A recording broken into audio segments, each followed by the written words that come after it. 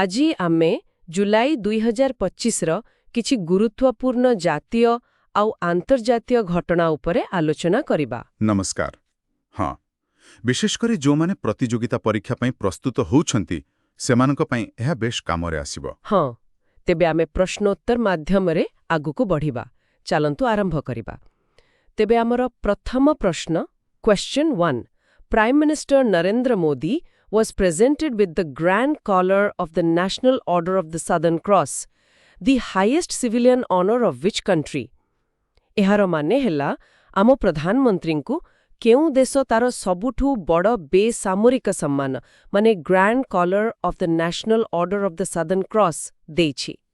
Options ଗୁଡ଼ିକ ହେଲା ଏ Argentina, ବି Brazil, C chilli, D ପେରୁ।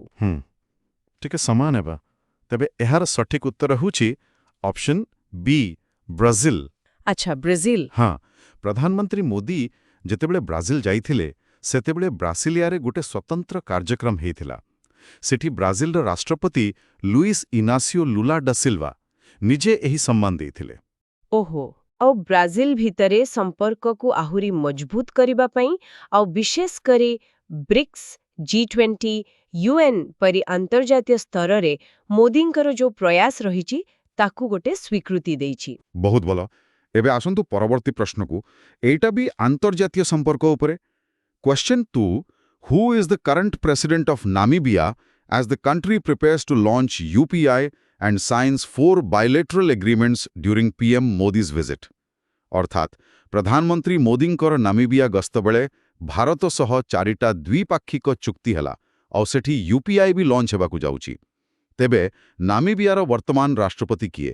Options ହେଉଛି ଏ ହେଜ୍ ଗେଙ୍ଗୋବ୍, ବି ନେଟୁମ୍ବୋ ନାଣ୍ଡିଣ୍ଡାଏଟ୍ୱା, ସି ନାଙ୍ଗୁଲୁ ଏମ୍ବୁମ୍ବା, ଡି ସାରା କୁଏଗୁଙ୍ଗୋଲୱା। ଏଇଟା ବି ଗୁରୁତ୍ୱପୂର୍ଣ୍ଣ ଖବର ଥିଲା। ଏହାର ସଠିକ ଉତ୍ତର ହେଉଛି ବି ନେଟୁମ୍ବୋ ନାଣ୍ଡିଣ୍ଡାଏଟ୍ୱା। ନେଟୁମ୍ବୋ ନାଣ୍ଡିଣ୍ଡାଏଟ୍ୱା। ଆଚ୍ଛା, ହଁ, ୱିଣ୍ଡୋକ୍ରେ ପ୍ରଧାନମନ୍ତ୍ରୀ ମୋଦି ଆଉ ରାଷ୍ଟ୍ରପତି ନେଟୁମ୍ବୋ ନାନ୍ଦିଏନ୍ଦାଇତ୍ୱଙ୍କ ଭିତରେ ଆଲୋଚନା ହେଲା ପରେ ଏ ଘୋଷଣା ହୋଇଥିଲା।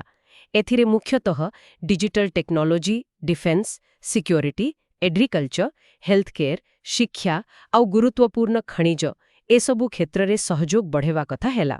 ଆଉ UPI କଥା କ'ଣ ହେଲା? ହଁ, ସେଇଟା ବେଳୁ କଥା। ଏ ବର୍ଷ ଶେଷ ସୁଦ୍ଧା ନାମିବିଆରେ UPI ଆରମ୍ଭ ହେବ। ଆମର NPCI ଆଉ ବ୍ୟାଙ୍କ ଅଫ୍ ନାମିବିଆ ଭିତରେ ଗତ ବର୍ଷ ଏପ୍ରିଲରେ ଚୁକ୍ତି ବି ହୋଇସାରିଥିଲା। ବାଃ, ଏହା ତ ଭାରତର ଡିଜିଟାଲ ପେମେଣ୍ଟ ସିଷ୍ଟମ ପାଇଁ ଗୋଟେ ବଡ଼ ପଦକ୍ଷେପ। ଏକଦମ। ଭଲ। ଏବେ କିଛି ନିଯୁକ୍ତି ବିଷୟରେ ଦେଖିବା। ପ୍ରଥମେ ଆର୍ଥିକ କ୍ଷେତ୍ରରୁ। Question 3। Who has been appointed as the new executive director of the Reserve Bank of India, RBI, effective July 1, 2025? ମାନେ ଜୁଲାଇ 1, 2025ରୁ RBIର ନୂଆ କାର୍ଯ୍ୟନିର୍ବାହୀ ନିର୍ଦ୍ଦେଶକ ବା ଏକ୍ଜିକ୍ୟୁଟିଭ ଡାଇରେକ୍ଟର କିଏ ହେଲେ? ଅପସନ୍ସ ଗୁଡ଼ିକ ହେଲା A Indranil Bhattacharya, B Keshavan Ramachandran, C Sanjay Malhotra, D PC Ghosh. RBIର ନୂଆ ED। ଏହାର ସଠିକ ଉତ୍ତର ହେଉଛି ବି କେଶବନ ରାମଚନ୍ଦ୍ରନ। କେଶବନ ରାମଚନ୍ଦ୍ରନ। ହଁ, ଶ୍ରୀ ରାମଚନ୍ଦ୍ରନ ଜୁଲାଇ 1ରୁ ଦାୟିତ୍ୱ ନେବେ। ସେ ଆଗରୁ RBIର ରିସ୍କ ମନିଟରିଂ ଡିପାର୍ଟମେଣ୍ଟରେ ପ୍ରିନ୍ସିପାଲ ଚିଫ୍ ଜେନେରାଲ ମ୍ୟାନେଜର ଥିଲେ। ତାଙ୍କର ବ୍ୟାଙ୍କିଂ ସୁପରଭିଜନ ଆଉ କରେନ୍ସି ମ୍ୟାନେଜମେଣ୍ଟରେ ପ୍ରାୟ 30 ବର୍ଷରୁ ଅଧିକ ଅଭିଜ୍ଞତା ଅଛି। ଆଚ୍ଛା, ତାହେଲେ ବହୁତ ଅଭିଜ୍ଞ ବ୍ୟକ୍ତି। ନିଶ୍ଚୟ। ଠିକ୍ ଅଛି। ଆଉ ଗୋଟେ ମୁଖ୍ୟ ନିଯୁକ୍ତି। Question 4। Who has been appointed as the new Lieutenant Governor of Ladakh? ଅର୍ଥାତ୍ ଲଦାଖର ନୂଆ ଉପରାଜ୍ୟପାଳ ବା LG କିଏ ହେଲେ? Options A BD Mishra, B Kavinder Gupta, C RK Mathur, D PR Ghosh. ଏହାର ଉତ୍ତର ହେଉଛି ବି କବିନ୍ଦର ଗୁପ୍ତା। କବିନ୍ଦର ଗୁପ୍ତା। ହଁ, ସେ ଆଗରୁ ଜମ୍ମୁ କାଶ୍ମୀରର ଡେପୁଟି ଚିଫ୍ ମିନିଷ୍ଟର ବି ଥିଲେ। ଓହୋ, ଆଚ୍ଛା, ଜଣେ ରାଜନୈତିକ ବ୍ୟକ୍ତିତ୍ୱ। ହଁ, ଭଲ। ଏବେ ଆସନ୍ତୁ ଗୋଟେ ପୁରସ୍କାର ବିଷୟରେ କଥା ହେବା। Question 5। Who received the Kalinga Ratna Award 2024 from President Draupadi Murmu? ମାନେ ରାଷ୍ଟ୍ରପତି ଦ୍ରୌପଦୀ ମୁର୍ମୁଙ୍କ ଠାରୁ 2024 ପାଇଁ କଲିଙ୍ଗା ରତ୍ନ ପୁରସ୍କାର କିଏ ପାଇଛନ୍ତି? ଅପସନ୍ସ ଦେଖନ୍ତୁ ଏ ସାବରମତୀ, ବି ଅଜିତ କୁମାର ମୋହନ୍ତି, ସି ଧର୍ମେନ୍ଦ୍ର ପ୍ରଧାନ, ଡି ବିଜୟା ନାୟକ। ଏହାର ଉତ୍ତର ଓଡ଼ିଶା ପାଇଁ ଗୁରୁତ୍ୱପୂର୍ଣ୍ଣ। ସଠିକ୍ ଉତ୍ତର ହେଉଛି ଧର୍ମେନ୍ଦ୍ର ପ୍ରଧାନ। କେନ୍ଦ୍ର ଶିକ୍ଷା ମନ୍ତ୍ରୀ ଧର୍ମେନ୍ଦ୍ର ପ୍ରଧାନ। ହଁ, କଟକରେ ଗୋଟେ କାର୍ଯ୍ୟକ୍ରମ ହୋଇଥିଲା ଆଦିକବି ଶାରଳା ଦାସଙ୍କ 600ତମ ଜନ୍ମବାର୍ଷିକୀ ପାଳନ ଅବସରରେ। ଶାରଳା ସାହିତ୍ୟ ସଂସଦ ଏହାକୁ ଆୟୋଜନ କରିଥିଲା ଆଉ ସେଠି ରାଷ୍ଟ୍ରପତି ନିଜେ ଏହି ପୁରସ୍କାର ଦେଇଥିଲେ। ଆଚ୍ଛା, ବହୁତ ଭଲ। ଏବେ କ୍ରିକେଟ ଦୁନିଆରୁ ଗୋଟେ ଖବର। Question 6. Who has been appointed as the new Chief Executive Officer, CEO of the International Cricket Council? ମାନେ ICCର ନୂଆ CEO କିଏ ହେଲେ? Options: A. Geoff Alardius, B. Jay Shah, C. Sanjog Gupta, D. Imran Khwaja। ହଁ, ଆଇସିସିର ନୂଆ ମୁଖ୍ୟ। ଏହାର ସଠିକ୍ ଉତ୍ତର ହେଉଛି ସି. ସଂଯୋଗ ଗୁପ୍ତା। ସଂଯୋଗ ଗୁପ୍ତା, ହଁ। ସେ ଜିଓଫ୍ ଆଲାର୍ଡାଇସ୍ଙ୍କର ଜାଗା ନେଇଛନ୍ତି। ଆଇସିସି ଚେୟାରମ୍ୟାନ୍ ଜୟ ଶାହ ବି ତାଙ୍କ ନିଯୁକ୍ତିକୁ ସ୍ୱାଗତ କରିଛନ୍ତି। ଆଶା କରାଯାଉଛି ତାଙ୍କ ନେତୃତ୍ୱରେ କ୍ରିକେଟର ପ୍ରସାର, ବିଶେଷ କରି ଅଲିମ୍ପିକ୍ସରେ ସାମିଲ ହେବା ଦିଗରେ କାମ ଆଗକୁ ବଢ଼ିବ। ଠିକ୍ ଅଛି।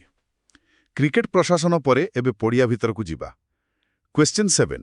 Who became the first Asian Test captain to score a double hundred in a Test match in England, achieving this historic milestone during the match at Edgbaston in July 2025? ବାଃ! ଇଂଲଣ୍ଡରେ ଟେଷ୍ଟ ମ୍ୟାଚ୍ରେ 200 ମାରିଥିବା ପ୍ରଥମ ଏସୀୟ ଅଧିନାୟକ କିଏ? ଏହି ସଫଳତା ଜୁଲାଇ 2025ରେ ଏଜବାଷ୍ଟନରେ ମିଳିଛି। ଅପସନ୍ସ: ଏ. ବିରାଟ କୋହଲି, ବି. ମନସୁର ଅଲି ଖାନ ପଟୋଦି, ସି. ମୋହମ୍ମଦ ଅଜରୁଦ୍ଦିନ, ଡି. ଶୁଭମନ ଗିଲ୍। ଏଟା ତ ବହୁତ ଚର୍ଚ୍ଚାରେ ଥିଲା। ସଠିକ୍ ଉତ୍ତର ହେଉଛି ଡି. ଶୁଭମନ ଗିଲ୍। ଶୁଭମନ ଗିଲ୍, କି ବ୍ୟାଟିଂ! ହଁ, ଏକଦମ। ସେ ଇଂଲଣ୍ଡରେ ଡବଲ ସେଞ୍ଚୁରୀ ମାରିବାରେ ତୃତୀୟ ଭାରତୀୟ, କିନ୍ତୁ କ୍ୟାପ୍ଟେନ୍ ଭାବେ ସେ ହେଉଛନ୍ତି ପ୍ରଥମ ଭାରତୀୟ। ବହୁତ ବଡ଼ ଉପଲବ୍ଧି, ନିଶ୍ଚିତ ଭାବେ। ଗର୍ବର କଥା। ଏବେ ଟିକେ ଟେକ୍ନୋଲୋଜି ଆଡ଼କୁ ଯିବା। Question 8. Which city has launched India's first QR-based digital house address system in July 2025? ମାନେ ଭାରତର କୋ ସହର ପ୍ରଥମ କରି QR କୋଡ୍ ବ୍ୟବହାର କରି ଡିଜିଟାଲ ଘର ଠିକଣା ବ୍ୟବସ୍ଥା ଆରମ୍ଭ କରିଛି? ଅପସନ୍ସ: ଏ. ଭୋପାଳ, ବି. ପୁନେ, ସି. ଇନ୍ଦୋର, ଡି. ଅହମ୍ମଦାବାଦ। ଏଇଟା ଗୋଟେ ନୂଆ ପ୍ରକାରର ପଦକ୍ଷେପ। ଉତ୍ତର ହେଉଛି ସି. ଇନ୍ଦୋର। ଇନ୍ଦୋର, ମଧ୍ୟପ୍ରଦେଶ। ହଁ, ଇନ୍ଦୋର ମ୍ୟୁନିସିପାଲ କର୍ପୋରେସନ ଏହି ପ୍ରକଳ୍ପ ଆରମ୍ଭ କରିଛି। ପ୍ରଥମେ ସୁଦାମାନଗରରେ ପାଇଲଟ ପ୍ରୋଜେକ୍ଟ ଭାବେ ଆରମ୍ଭ ହୋଇଛି। ପ୍ରତି ଘର ବାହାରେ ଗୋଟେ ଡିଜିଟାଲ ପ୍ଲେଟ୍ ଲାଗିଛି, ଯୋଉଥିରେ QR କୋଡ୍ ଅଛି। ତାକୁ ସ୍କାନ୍ କଲେ ସିଧା GPS ଲୋକେସନ ସହ ଠିକଣା ମିଳିଯିବ। ଆରେ ବାଃ! ଏହାଦ୍ୱାରା ତ ଠିକଣା ଖୋଜିବା ବହୁତ ସହଜ ହୋଇଯିବ। ହଁ, ଆଉ ଏଇଟା କେନ୍ଦ୍ର ସରକାରଙ୍କ ଡିଜିପିନ୍ ସିଷ୍ଟମ ସହ ବି ଯୋଡ଼ା ହୋଇଛି। ବହୁତ ବଢ଼ିଆ। ଏବେ ଆସନ୍ତୁ ପାସପୋର୍ଟ ରାଙ୍କିଂ ବିଷୟରେ ଜାଣିବା। Question 9. What is India's latest rank in the Henley Passport Index 2025 after improving from 85th position? ମାନେ ହେନଲି ପାସପୋର୍ଟ ସୂଚକାଙ୍କ 2025ରେ ଭାରତର ସ୍ଥାନ କେତେ? ଆଗରୁ 85 ଥିଲା। ଅପସନ୍ସ: ଏ. 79, ବି. 80, ସି. 77, ଡି. 75। ଏଥିରେ ଭାରତର ସ୍ଥିତିରେ ବହୁତ ସୁଧାର ଆସିଛି। ନୂଆ ରାଙ୍କ ହେଉଛି C77। 77, ବହୁତ ଭଲ ଉନ୍ନତି। ହଁ, ଏହାର ମୁଖ୍ୟ କାରଣ ହେଲା ଏବେ ଭାରତୀୟ ପାସପୋର୍ଟରେ 59 ଦେଶକୁ ବିନା ଭିସାରେ ଯାଇହେବ। ଆଚ୍ଛା। ଏଇଟା ଭାରତର ବଢ଼ୁଥିବା ବିଶ୍ୱସ୍ତରୀୟ ଗତିଶୀଳତାକୁ ଦେଖାଉଛି, ଯେତେବେଳେ କି ଆମେରିକା, ବ୍ରିଟେନ ପରି ଦେଶର ପାସପୋର୍ଟ ଟିକେ ଦୁର୍ବଳ ହେଉଛି। ଏହା ଏକ ଗୁରୁତ୍ୱପୂର୍ଣ୍ଣ ଟ୍ରେଣ୍ଡ। ନିଶ୍ଚୟ। ଏହା ଆମେରିକାର ଅର୍ଥନୀତି ସହ ଜଡ଼ିତ। Question 10. What is the nickname of the sweeping tax and spending legislation signed by President Trump on July 4, 2025? July 4, 2025ରେ ଆମେରିକାର ରାଷ୍ଟ୍ରପତି ଟ୍ରମ୍ପ ଗୋଟେ ବଡ଼ ଟିକସ ଆଉ ଖର୍ଚ୍ଚ ସମ୍ବନ୍ଧୀୟ ଆଇନ ପାସ୍ କଲେ। ତାର ଡାକନାମ କ'ଣ? Options: A. America first act, B. Big beautiful bill, C. National prosperity act, D. Great recovery bill. ଏଇଟାକୁ ନେଇ ବହୁତ ଚର୍ଚ୍ଚା ହେଇଥିଲା। ଏହାର ଡାକନାମ ହେଉଛି B. Big beautiful bill. Big beautiful bill. ହଁ, ହାଉସ୍ ରିପବ୍ଲିକାନ ମାନେ ଏହାକୁ ପାରିତ କରିଥିଲେ। ଏଥିରେ ପ୍ରାୟ 4.5 ଟ୍ରିଲିୟନର ଟିକସ କାକକୁ ସ୍ଥାୟୀ କରାଯାଇଛି, ଆଉ କିଛି ନୂଆ ରିହାତି ଦିଆଯାଇଛି। अन्य पक्षरे मेडिकेड फूड स्टैंप परी क्षेत्र रे 1.2 ट्रिलियन खर्चकाट करा जायछि सीमा सुरक्षा पाई भी अर्थ दिया जायछि। बहुत बड़ आईन निश्चय। हाँ प्रथम प्रश्न question 11 Who has stepped down as CEO of Elon Musk's X after 2 years in the role? माने इलॉन मस्कଙ୍କ कंपनी X ର CEO पदरु हाँ 2 वर्ष परे किए इस्तफा देले। ऑप्शंस गुडिको हेला A Parag Agrawal, B Jack Dorsey, C Linda Yaccarino आउ D इलॉन मस्क। तेबे एहार सठिक उत्तर हेउछि सी लिंडा याकरिनो। अच्छा लिंडा याकरिनो। हाँ से जून 2023 रे आसीथिले आउ तांको काम थिला माने विज्ञापन व्यवसायटाकू टिके संभाळिबा आउ किछि नुआ जिनसे भी आनिले जेमिति कि कम्युनिटी नोट्स आउ एक्स मनी। ओहो हाँ मुख्यतः से यूजर सेफ्टी आउ विज्ञापन दातांकर विश्वास उपरे भी फोकस करथिले। बुझिली ठीक अछि। एबे टेक्नोलॉजी रु आसंतु अर्थनीति को। Question 12 According to the World Bank, which country has been ranked as the 4th most equal country globally with a Gini index of 25.5? माने विश्व बैंक हिसाबरे 25.5 गिनी इंडेक्स सह केउ देश दुनियारे चतुर्थ सबुठु समानता थिबा देश? Options A China, B Brazil, C India, D south Africa. एटा गुरुत्वपूर्ण। एहार उत्तर हेउछि सी इंडिया। अच्छा भारत? हाँ विश्व बैंक रिपोर्ट कहुछि भारतर गिनी सूचकांक 25.5 आउ एई स्कोर जोगु स्लोवाकिया रिपब्लिक, स्लोवेनिया, बेलारूस परे भारत चतुर्थ। माने बहुत भला स्थिति। हाँ गिनी सूचकांक जानिथिबे आय किंबा संपत्ति बंटन रे केते समानता बा असमानता अछि ताकू मापे। कम स्कोर माने बेशी समानता। भल कथा। तेबे आसंतु एबे यूरोप आडे जिबा। Question 13 Who has been nominated by President Zelensky as Ukraine's new prime minister? अर्थात राष्ट्रपति जेलेंस्की यूक्रेन रो नुआ प्रधानमंत्री पाई काहाकू मनोनीत करिछंती।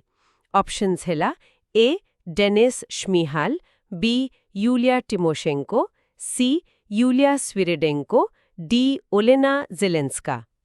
एहार उत्तर हेउछि सी यूलिया स्विरेडेंको।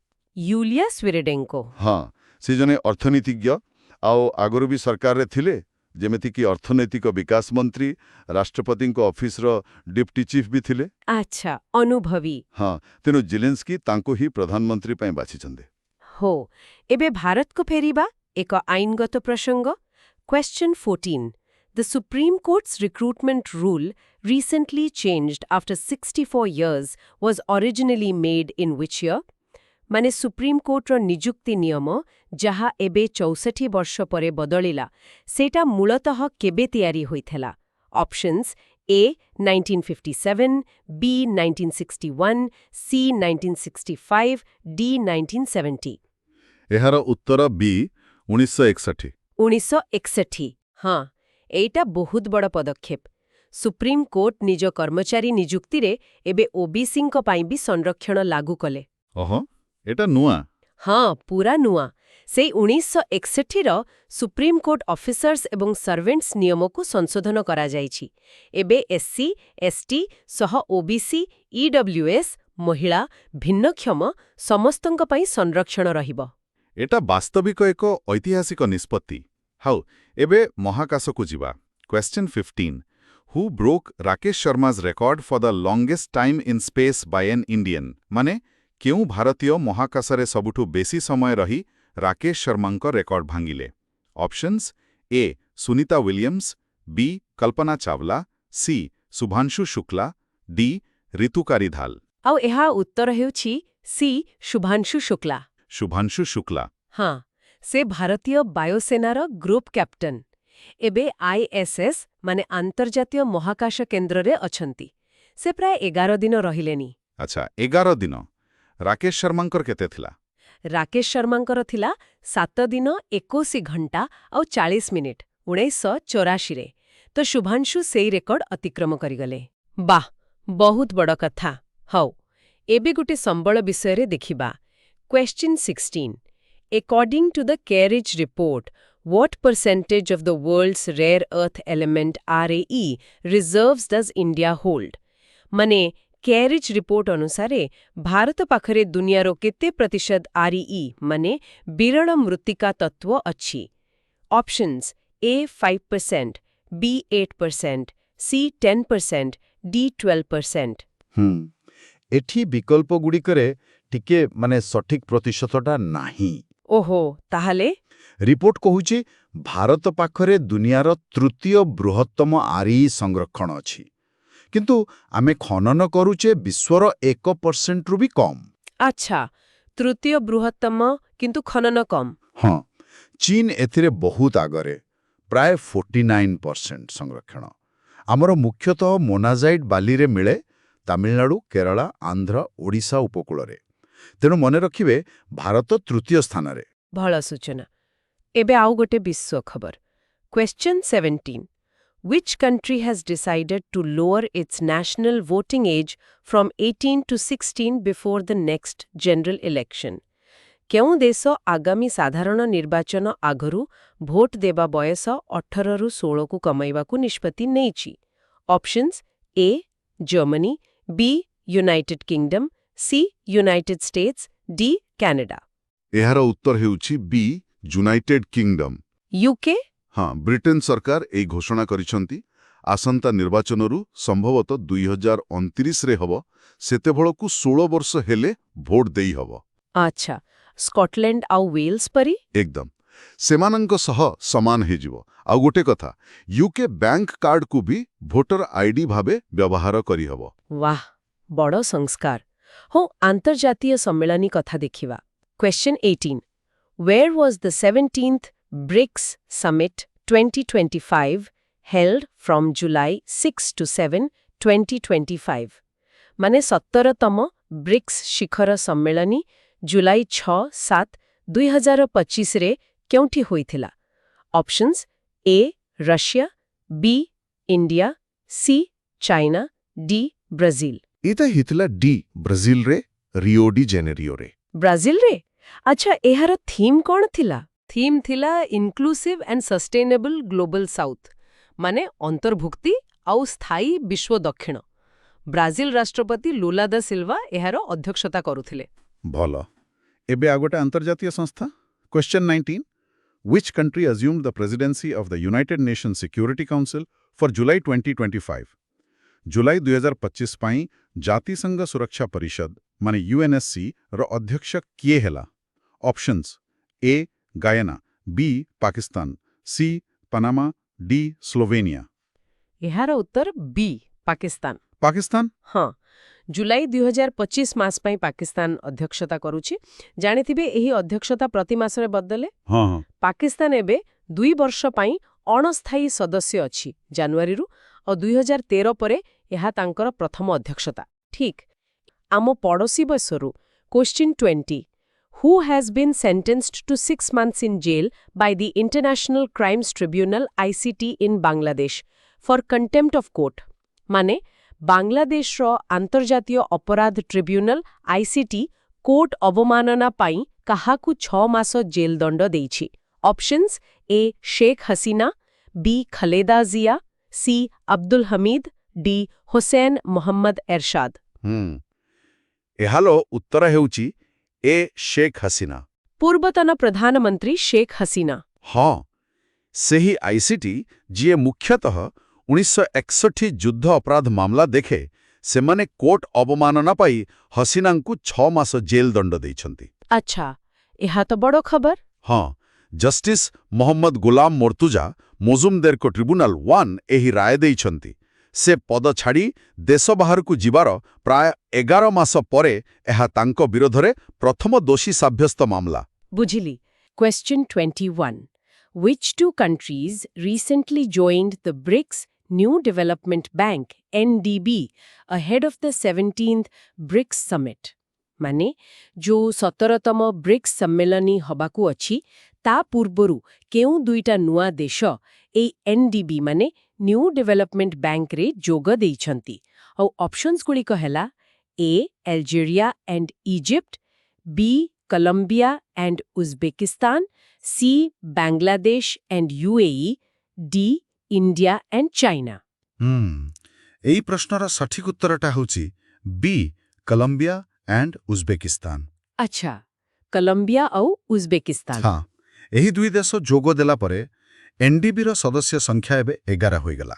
ଓହୋ, NDB.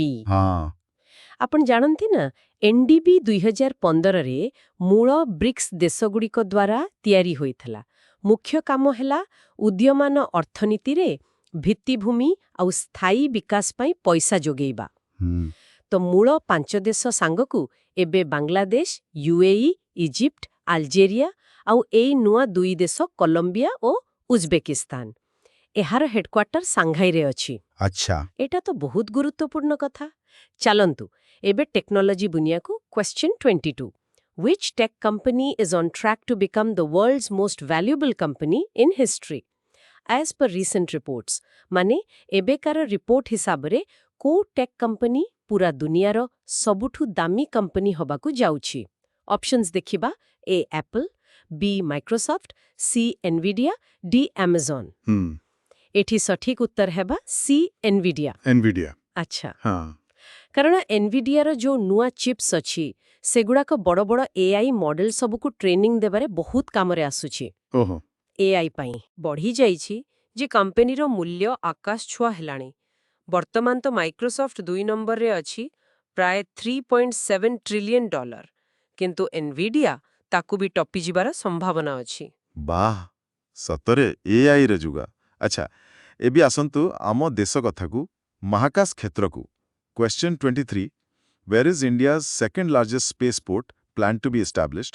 ପ୍ରଶ୍ନଟା ହେଲା, ଭାରତର ଦ୍ୱିତୀୟ ବଡ଼ ସ୍ପେସପୋର୍ଟ ବା ଉତ୍କ୍ଷେପଣ କେନ୍ଦ୍ର କେଉଁଠି ତିଆରି ହେବାର ଯୋଜନା ଅଛି? ଅପସନ୍ସ ହେଲା ଏ. ଆନ୍ଧ୍ରପ୍ରଦେଶ, ବି. କର୍ଣ୍ଣାଟକ, ସି. ଗୁଜରାଟ, ଡି. ମହାରାଷ୍ଟ୍ର। ଏହାର ଉତ୍ତର ହେଉଛି C. ଗୁଜରାଟ। ଗୁଜରାଟ? ହଁ, ଗୁଜରାଟରେ। ISRO ଏଟାକୁ ଗୁଜରାଟର ଦିଉ ଆଉ ଭେରାଭାଲ ମଝିରେ କୋଠି ସ୍ଥାପନ କରୁଛି। ଏଥିରେ ପ୍ରାୟ 10,000 କୋଟି ଟଙ୍କା ଲାଗିବ। 10,000 କୋଟି? ହଁ, ଆଉ ଏଇଟା ମୁଖ୍ୟତଃ ଛୋଟ ସାଟେଲାଇଟ୍ ଲଞ୍ଚ ଭେହିକଲ SALV ଆଉ PSLV ରକେଟ୍ ଛାଡ଼ିବା ପାଇଁ ବ୍ୟବହାର ହେବ। ଗୁଜରାଟର ଲୋକେସନ ବିଷୁବରେଖା ପାଖରେ ଥିବାରୁ ଏହା ବହୁତ ସୁବିଧାଜନକ। ବହୁତ ବଡ଼ ପଦକ୍ଷେପ। ଆଚ୍ଛା, ଏବେ ଗୋଟେ ନିଯୁକ୍ତି ବିଷୟରେ ଜାଣିବା। Question 24. Who has been appointed as the first female Director General of the Railway Protection Force, RPF? ମାନେ ରେଲୱେ ପ୍ରୋଟେକ୍ସନ ଫୋର୍ସ ବା RPFର ପ୍ରଥମ ମହିଳା DG ଭାବେ କିଏ ନିଯୁକ୍ତ ହୋଇଛନ୍ତି? Options A. Nina Singh, B. Archana Ramasundaram, C. Aparna Mishra, D. Suman Sharma. ଏହାର ସଠିକ ଉତ୍ତର ହେଉଛି ସି. ଅପର୍ଣ୍ଣା ମିଶ୍ରା। ଅପର୍ଣ୍ଣା ମିଶ୍ରା। ହଁ, ସେ 1990 ବ୍ୟାଚ୍ର ଜଣେ IPS ଅଫିସର, ଆଉ RPF ଇତିହାସରେ ସେ ହେଉଛନ୍ତି ପ୍ରଥମ ମହିଳା ଯିଏ ଏହି ପଦବୀରେ ପହଞ୍ଚିଛନ୍ତି। ବହୁତ ବଢ଼ିଆ କଥା। ସେ ମନୋଜ ଯାଦବଙ୍କ ଜାଗା ନେଇଛନ୍ତି, ଆଉ ତାଙ୍କ କାର୍ଯ୍ୟକାଳ ଅକ୍ଟୋବର 2026 ଯାଏଁ ରହିବ। ଠିକ୍ ଅଛି, ଏବେ ଟିକେ ଅର୍ଥନୀତି କଥା ହେବା, ବିଶେଷ କରି ରେମିଟାନ୍ସ। ପ୍ରଶ୍ନ 25. India received a record how much in remittance in the last fiscal year, maintaining its position as the world's top recipient? ପ୍ରଶ୍ନଟା ହେଲା, ଗତ ଆର୍ଥିକ ବର୍ଷରେ ଭାରତକୁ ବିଦେଶରୁ କେତେ ଟଙ୍କା ରେମିଟାନ୍ସ ଆକାରରେ ଆସିଛି, ଯାହାକି ଏକ ରେକର୍ଡ, ଆଉ ଏହା ଦ୍ୱାରା ଭାରତ ଦୁନିଆରେ 1 ନମ୍ବରରେ ଅଛି। ଅପସନ୍ସ ଦେଖନ୍ତୁ, A. 120.35 billion, B. 125.78 billion, C. 130.90 billion, D.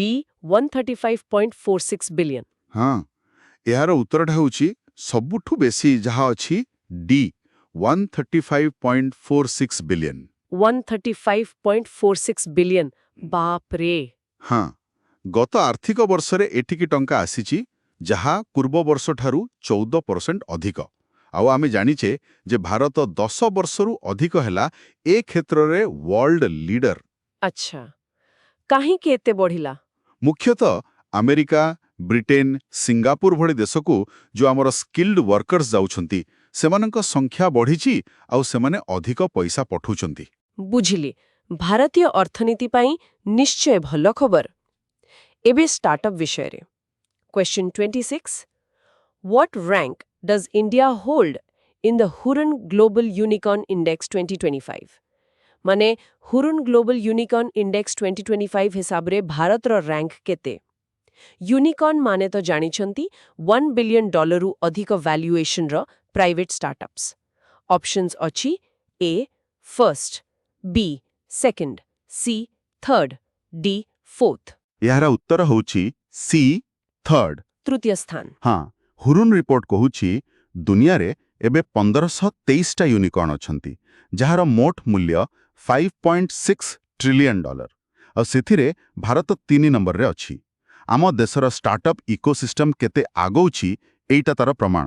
ବହୁତ ଭଲ। ଠିକ୍ ଅଛି, ଏବେ ପୁଣି ଟେଲିକମ୍ କ୍ଷେତ୍ରକୁ ଫେରିବା। Question 27. Which company has recently become the world's largest fixed wireless access ବା FWA provider?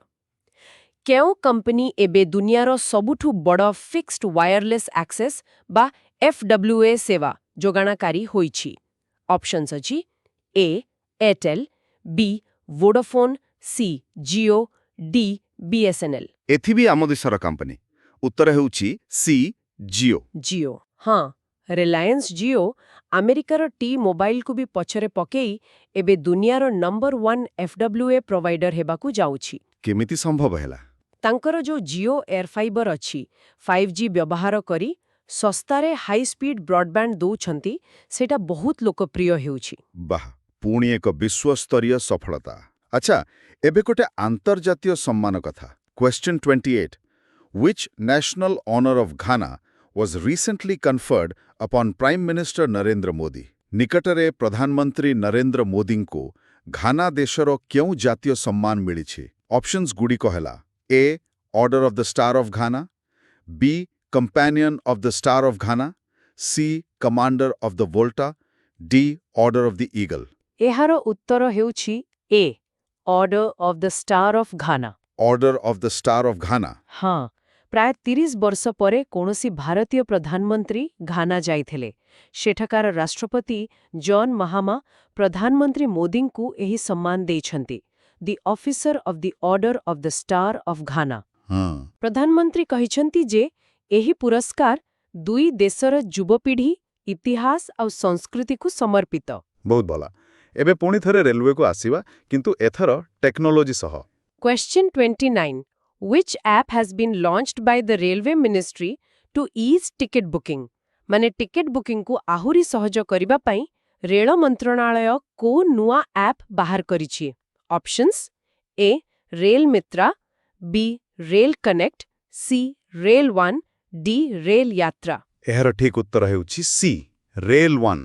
Rail one. ହଁ, ଏଇଟା ଗୋଟେ ଇଣ୍ଟିଗ୍ରେଟେଡ୍ ଆପ୍। ମାନେ ଏଥିରେ reserved unreserved ticket booking, PNR status check କରିବା, ରେଲ ମଦଦ ଭଳି ସବୁ ସେବା ଗୋଟିଏ ଜାଗାରେ ମିଳିବ। ଆଚ୍ଛା, ସବୁ ଗୋଟିଏ ଆପ୍ରେ? ହଁ, ଆଉ ଏଥିରେ ସିଙ୍ଗଲ ସାଇନ୍ ଅନ୍ ଅଛି, ଆର୍ ୱାଲେଟ୍ ବି କନେକ୍ଟ କରିହେବ, ଆଉ ଇଣ୍ଟରଫେସ୍ ବି ବହୁତ ସରଳ, ଯାତ୍ରୀଙ୍କ ପାଇଁ ବହୁତ ସୁବିଧା ହେବ। ଏହା ନିଶ୍ଚୟ ବହୁତ କାମରେ ଆସିବ। ଏଇଟା ଆମ ସଂସ୍କୃତି ସହ ଜଡ଼ିତ। Question 30. Which country will host the first ever global conference on manuscript heritage? ମାନେ ପାଣ୍ଡୁଲିପି ଐତିହ୍ୟ ଉପରେ ଦୁନିଆର ପ୍ରଥମ ବିଶ୍ୱ ସମ୍ମିଳନୀ କେଉଁ ଦେଶ ଆୟୋଜନ କରିବ? Options A China, B United States, C India, D France. ଏହାର ଉତ୍ତର ହେଉଛି ଆମ ଦେଶ ସି ଇଣ୍ଡିଆ। ଭାରତ। ବହୁତ ଖୁସି ଲାଗିଲା। ହଁ, ଆମ ସଂସ୍କୃତି ମନ୍ତ୍ରଣାଳୟ ଏ ଘୋଷଣା କରିଛି। ସେପ୍ଟେମ୍ବର 11ରୁ 13, 2025ରେ ନୂଆଦିଲ୍ଲୀର ଭାରତ ମଣ୍ଡପମରେ ଏହି ସମ୍ମିଳନୀ ହେବ। ଆଚ୍ଛା। ଏମିତି ସମ୍ମିଳନୀ ପ୍ରଥମ ଥର ପାଇଁ ହେଉଛି। ଉଦ୍ଦେଶ୍ୟ ହେଲା ଆମର ଯେଉଁ ବିଶାଳ ପାଣ୍ଡୁଲିପି ଜ୍ଞାନ ଭଣ୍ଡାର ଅଛି, ତାକୁ ସୁରକ୍ଷିତ ରଖିବା ଆଉ ଦୁନିଆ ସାମ୍ନାରେ ତାକୁ ଉପସ୍ଥାପନ କରିବା। ଗୁରୁ ପୂର୍ଣ୍ଣିମା ଦିନ ଏ କଥା ଘୋଷଣା କରାଯାଇଥିଲା। ବାଃ, ବହୁତ ଗୌରବର ବିଷୟ। ଆମର ପ୍ରଥମ ପ୍ରଶ୍ନ ହେଉଛି ସ୍ୱଚ୍ଛତା ଉପରେ। Which city has been declared India's cleanest city for the 8th straight year? ଅର୍ଥାତ୍ କେଉଁ ସହର କ୍ରମାଗତ ଭାବେ ଅଷ୍ଟମ ବର୍ଷ ପାଇଁ ଭାରତର ସବୁଠାରୁ ସ୍ୱଚ୍ଛ ସହର ହୋଇଛି? ଅପସନ୍ସ ହେଲା ଏ ସୁରତ, ବି ନବୀ ମୁମ୍ବାଇ, ସି ଇନ୍ଦୋର, ଡି ନୋଏଡା। ଏହାର ସଠିକ୍ ଉତ୍ତର ହେଉଛି ଏହାର ସି ଇଣ୍ଡୋର। ଆଚ୍ଛା, ଇଣ୍ଡୋର? ହଁ, ଇଣ୍ଡୋର। ଆଉ ଦେଖନ୍ତୁ, ଏଇଟା ଲଗାତାର 8 ବର୍ଷ ହେଲା। ଏଇଟା କିଛି କମ୍ କଥା ନୁହେଁ। ସତରେ 8 ବର୍ଷ। ହଁ, ତା ପଛକୁ ଦ୍ୱିତୀୟରେ ଅଛି ସୁରତ ଆଉ ତୃତୀୟରେ ନବୀ ମୁମ୍ବାଇ। ତେଣୁ ଏଇଟା ଦେଖାଉଛି କି ଇନ୍ଦୋର କେତେ ନିରନ୍ତର ଭାବେ ଏ ଦିଗରେ କାମ କରୁଛି। ବହୁତ ବଡ଼ ଉପଲବ୍ଧି। ଅନ୍ୟ ସହରମାନଙ୍କ ପାଇଁ ଏକ ପ୍ରେରଣା ନିଶ୍ଚୟ। ଆଚ୍ଛା, ଏବେ ଆଗକୁ ବଢ଼ିବା। ପରବର୍ତ୍ତୀ ପ୍ରଶ୍ନ ଗୋଟେ ଆନ୍ତର୍ଜାତୀୟ ପୁରସ୍କାର ବିଷୟରେ। ହଁ, Who received the 2025 United Nations Population Award in the individual category? ମାନେ 2025 ପାଇଁ ବ୍ୟକ୍ତିଗତ ଭାବେ କିଏ ଜାତିସଂଘ ଜନସଂଖ୍ୟା ପୁରସ୍କାର ପାଇଛନ୍ତି? ଅପସନ୍ସ ଏ ମେଧା ପାଟକର, ବି ଅରୁଣା ରୟ, ସି ବର୍ଷା ଦେଶପାଣ୍ଡେ, ଡି କିରଣ ବେଦୀ। ଏହି ଗୁରୁତ୍ୱପୂର୍ଣ୍ଣ ପୁରସ୍କାର ପାଇଁ ସଠିକ୍ ଉତ୍ତର ହେଉଛି ସି ବର୍ଷା ଦେଶପାଣ୍ଡେ। ବର୍ଷା ଦେଶପାଣ୍ଡେ। ହଁ, ସେ ମହାରାଷ୍ଟ୍ରର ସତରାରୁ ଜଣେ ଜଣାଶୁଣା ମହିଳା ଅଧିକାର କର୍ମୀ। ଆଚ୍ଛା। ତାଙ୍କର ମୁଖ୍ୟ କାମ ହେଉଛି ଲିଙ୍ଗ ଚୟନିତ ଗର୍ଭପାତ ବିରୋଧରେ ଲଢ଼େଇ ଆଉ ଲିଙ୍ଗଗତ ସମାନତା ପାଇଁ କାମ କରିବା। ତେଣୁ ଏହି ଦୀର୍ଘ ଦିନର କାମ ପାଇଁ ତାଙ୍କ ଏହି ସମ୍ମାନଜନକ ପୁରସ୍କାର ମିଳିଛି। ଆଉ ଏଟା ବିଶ୍ୱ ଜନସଂଖ୍ୟା ଦିବସରେ ନ୍ୟୁୟର୍କରେ ଦିଆଯାଇଥିଲା। ବାଃ, ବହୁତ ପ୍ରେରଣାଦାୟକ। ଏବେ ଟିକେ କ୍ରୀଡ଼ା ଆଡ଼କୁ ଯିବା। ହଁ, ନିଶ୍ଚୟ। Which Indian hockey player won the Polygrass Magic Skill Award?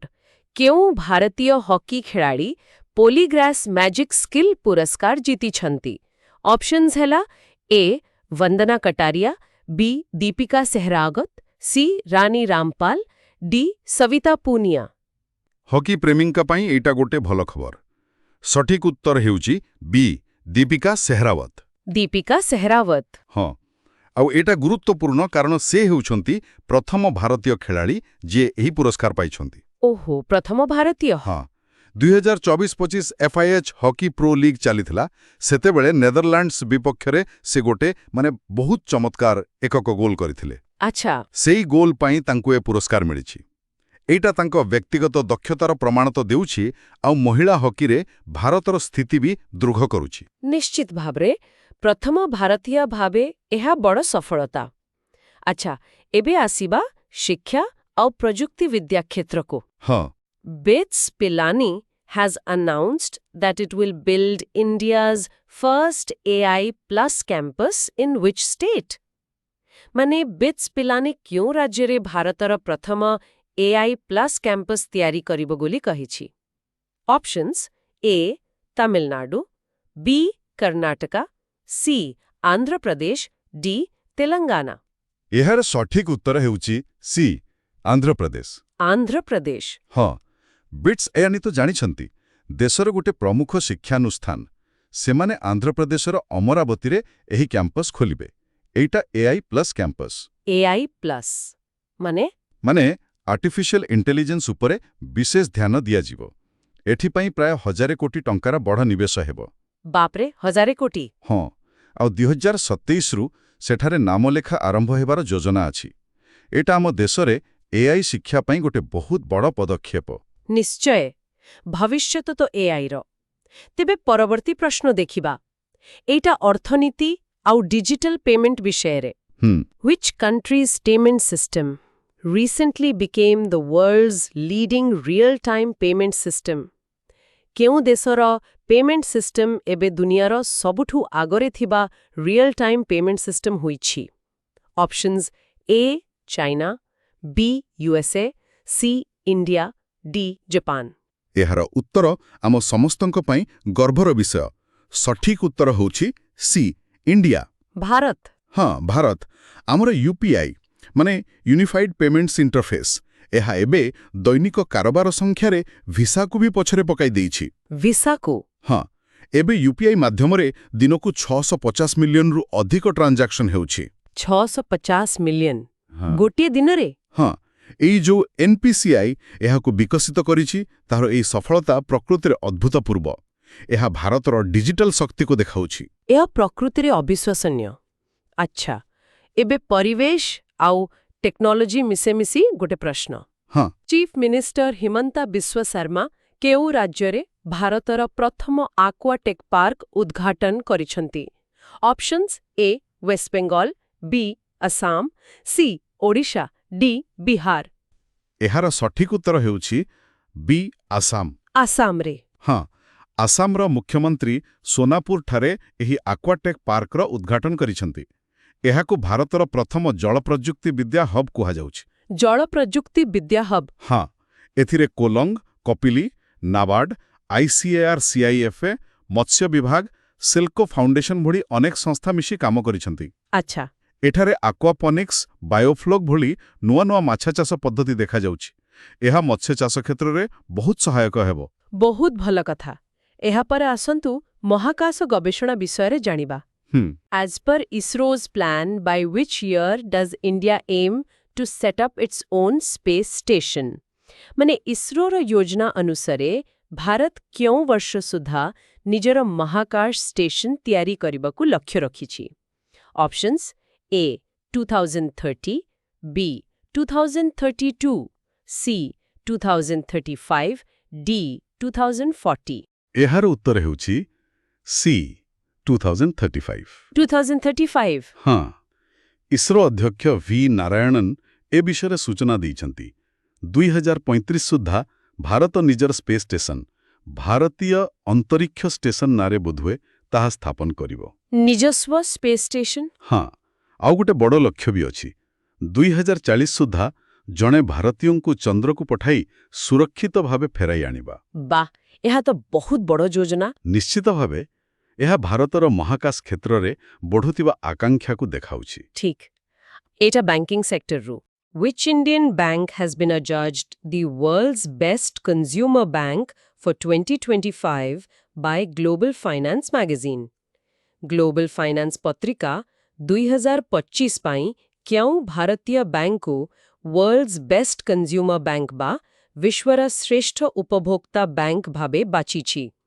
Options हला A HDFC bank, B ICICI bank, C State Bank of India. ଏବଂ ସଠିକ୍ ଉତ୍ତର ହେଉଛି C State Bank of India. SBI। ହଁ ଆମ ଦେଶର ସବୁଠାରୁ ବଡ଼ ସରକାରୀ ବ୍ୟାଙ୍କ SBI ତାକୁ ଗ୍ଲୋବାଲ ଫାଇନାନ୍ସ ପତ୍ରିକା 2025 ପାଇଁ ଏହି ମାନ୍ୟତା ଦେଇଛି। ଆଚ୍ଛା। ଏଥିପାଇଁ ସେମାନେ ପୁରା ଦୁନିଆରେ ବିଶେଷଜ୍ଞଙ୍କ ମତ ନେଇଛନ୍ତି ଆଉ ବହୁତ ରିସର୍ଚ୍ଚ ବି କରିଛନ୍ତି। ଏହା SBIର ଗ୍ରାହକ ସେବା ଆଉ ତାର ପହଞ୍ଚ ପାଇଁ ଏକ ବଡ଼ ସ୍ୱୀକୃତି। ମାନେ ପ୍ରଶ୍ନ ସଂଖ୍ୟା 41 India recently unveiled a replica of the Ashokan pillar at which location in Sri Lanka commemorating Emperor Ashoka's role in introducing Buddhism to the island? ଅର୍ଥାତ୍ ଭାରତ ନିକଟରେ ଶ୍ରୀଲଙ୍କାର କେଉଁ ଜାଗାରେ ଗୋଟେ ଅଶୋକ ସ୍ତମ୍ଭର ପ୍ରତିକୃତି ଉନ୍ମୋଚନ କରିଛି? ଏଇଟା ସମ୍ରାଟ ଅଶୋକ ଶ୍ରୀଲଙ୍କାରେ ବୌଦ୍ଧ ଧର୍ମ ପ୍ରଚାର କରିଥିବାର ସ୍ମୃତିରେ କରାଯାଇଛି। ବିକଳ୍ପଗୁଡ଼ିକ ହେଲା A Anuradhapura, B Kandy, C Waskaduwa Sri Subhuti Vihara, D Colombo. ଏହାର ସଠିକ୍ ଉତ୍ତର ହେଉଛି ସି ୱସ୍କଦୁଆ ଶ୍ରୀ ସୁଭୂତି ବିହାରା। ଆଚ୍ଛା ୱସ୍କଦୁଆ ଶ୍ରୀ ସୁଭୂତି ବିହାରା। ହଁ ଏଠି ଅଶୋକ ସ୍ତମ୍ଭର ଏକ ନକଲ ବା ପ୍ରତିକୃତି ସ୍ଥାପନ କରାଯାଇଛି। ଦେଖନ୍ତୁ ସମ୍ରାଟ ଅଶୋକ ମାନେ ଖ୍ରୀଷ୍ଟପୂର୍ବ 3ୟ ଶତାବ୍ଦୀରେ କଳିଙ୍ଗ ଯୁଦ୍ଧ ପରେ ତାଙ୍କର ଯେଉଁ ନୈତିକ ପରିବର୍ତ୍ତନ ଆସିଥିଲା ଆଉ ସେ ଧମ୍ମ ପ୍ରଚାର କଲେ, ଏହା ତାହାରି ଗୋଟେ ପ୍ରତୀକ। ବୁଝିଲି। ଭାରତ ଶ୍ରୀଲଙ୍କା ସମ୍ପର୍କ ଦୃଷ୍ଟିରୁ ଏହା ଗୁରୁତ୍ୱପୂର୍ଣ୍ଣ। ନିଶ୍ଚୟ। ଠିକ୍ ଅଛି। ପରବର୍ତ୍ତୀ ପ୍ରଶ୍ନ 42 Which mobile application from India received the WSIS 2025 Champion Award in the category of Cultural Diversity and Identity, Linguistic Diversity and Local Content? ମାନେ ଭାରତର କେଉଁ ମୋବାଇଲ ଆପ୍ ସାଂସ୍କୃତିକ ବିବିଧତା ଓ ପରିଚୟ, ଭାଷାଗତ ବିବିଧତା ଓ ସ୍ଥାନୀୟ ବିଷୟବସ୍ତୁ ଏହି ବର୍ଗରେ WSIS 2025 ଚାମ୍ପିୟନ ପୁରସ୍କାର ପାଇছে? ଅପସନ୍ସ ଏ कोविन ऐप, बी आरोग्य सेतु, सी मेरी panchayat app, D E Gram Swaraj. ଏହାର ଉତ୍ତର ହେଉଛି ସି ମେରି ପଞ୍ଚାୟତ ଆପ୍। मेरी पंचायत ऐप। ହଁ ଏଇଟା କେନ୍ଦ୍ର ପଞ୍ଚାୟତିରାଜ ମନ୍ତ୍ରାଳୟର ଆପ୍। ଏହି ପୁରସ୍କାର ଜେନେଭା ସ୍ୱିଜରଲ୍ୟାଣ୍ଡରେ ଆୟୋଜିତ ହୋଇଥିଲା WSIS +20 ଫୋରମ୍ ଉଚ୍ଚସ୍ତରୀୟ କାର୍ଯ୍ୟକ୍ରମ 2025। ସେଇଠି ଏହା ଘୋଷଣା କରାଯାଇଥିଲା। ଆଚ୍ଛା ଏ ଆପ୍ଟି ସ୍ଥାନୀୟ ସ୍ତରରେ ସୂଚନା ଦେବାରେ ସାହାଯ୍ୟ କରେ ବୋଧେ? ଏକଦମ ସାଂସ୍କୃତିକ ଆଉ ଭାଷାଗତ ବିବିଧତାକୁ ବି ପ୍ରୋତ୍ସାହନ ଦିଏ। ପରବର୍ତ୍ତୀ ପ୍ରଶ୍ନ 43 Which judge is facing impeachment motions in both Lok Sabha and Rajya Sabha in 2025? अर्थात 2025 रे किनु विचारपति लोकसभा और राज्यसभा दुईटी जाक सदन रे महाभियोग प्रस्तावर सम्मुखीन हेउछन्ते। Options A justice S Ravindra Bhat, B justice Sanjiv Khanna, C justice Suryakant, D justice Yashwant Varma. एहार सठिक उत्तर हेउची D justice Yashwant Varma. Justice Yashwant Varma. हाँ, तांको विरुद्धरे ही महाभियोग प्रस्ताव आसीछि। आम संविधानर धारा 124, 217 और 218 अनुसारे ए प्रक्रिया करा जाए। जेमितिकि लोकसभारे 145 जन सदस्य और राज्यसभाए 50 रु अधिक सदस्य एई प्रस्ताव दाखल करिसंती। बाबा, एहा तो एक गंभीर प्रक्रिया। निश्चित भावरे। अच्छा, एबे प्रश्न number 44। Who recently signed a new stablecoin law aimed at supporting crypto industry adoption? माने क्रिप्टो इंडस्ट्री को समर्थन देबा पाई किए निकटरे गोटे नोआ स्टेबल कॉइन आईन रे दस्तखत करिसंती। Options A Joe Biden, B Donald Trump, C Rishi Sunak, D Vladimir Putin. एथिरे उत्तर हेबो B Donald Trump. Donald Trump. हाँ, पूर्वतन अमेरिकीय राष्ट्रपति। से जीनियस एक्ट बोली गोटे आईन रे स्वाक्षर करिसंती। एइटा मुख्यतः पेमेंट स्टेबल कॉइन को नियंत्रित करिबो। माने एमिति क्रिप्टोकरेंसी जाहार मूल्य डॉलर भली स्थिर मुद्रा सह जोड़ा। एहा द्वारा क्रिप्टो शिल्प को अधिक वैधता मिलिबो। बुझिली, क्रिप्टो दुनिया पाई एक बड़ पदक्षेप। हाँ, कहि परिबा। परवर्ती प्रश्न 45 number. Which country has begun construction of a $167 billion mega dam over the Brahmaputra river in Tibet?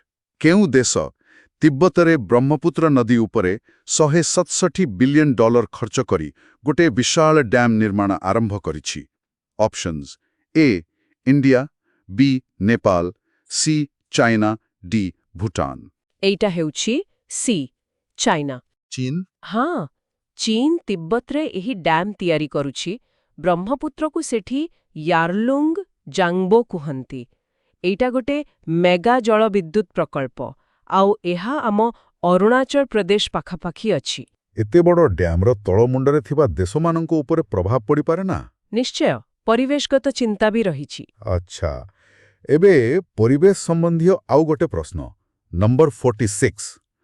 The global wetland outlook GW25 highlights that wetlands in which continent are among the most degraded in the world. माने global wetland outlook बा GW25 report अनुसारे क्यों महादेशर आर्द्रभूमि बा जलाशय गुड़िक पृथ्वी सबुठू बेशी खराब अवस्थारे अछि। Options A Asia, B South America, C Africa, D Europe. एहार उत्तर हेउछि सी आफ्रिका। आफ्रिका। हाँ, एही GW25 रिपोर्ट को रामसार कन्वेंशन सचिवालय प्रकाश करिछि। रिपोर्ट कहुछि जे आफ्रिकार आर्द्रभूमि गुड़िक सबुठारु बेशी क्षतिग्रस्त होउछि। आर्द्रभूमि तो परिवेश ପାଇଁ बहुत जरूरी। एकदम, एहा वास्तव रे चिंतार विषय। एबे 47 नंबर प्रश्न। Who is the first woman to be inducted into the fighter stream of the Indian Navy? भारतीय नौसेनार फाइटर स्ट्रीम रे जोग देथिबा प्रथम महिला किए?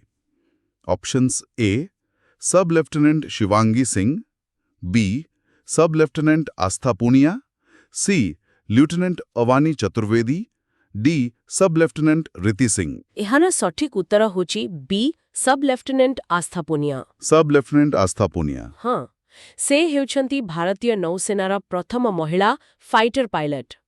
से basic hawk conversion course pass करिछंती और विंग्स ऑफ गोल्ड भी पाइछंती। एहा एक बड़ उपलब्धि। सतरे महिला सशक्तिकरण दिगरे एक भलो पदक्षेप। निश्चय। अच्छा, प्रश्न number 48। Who has been selected as the Commonwealth Youth Peace Ambassador from India?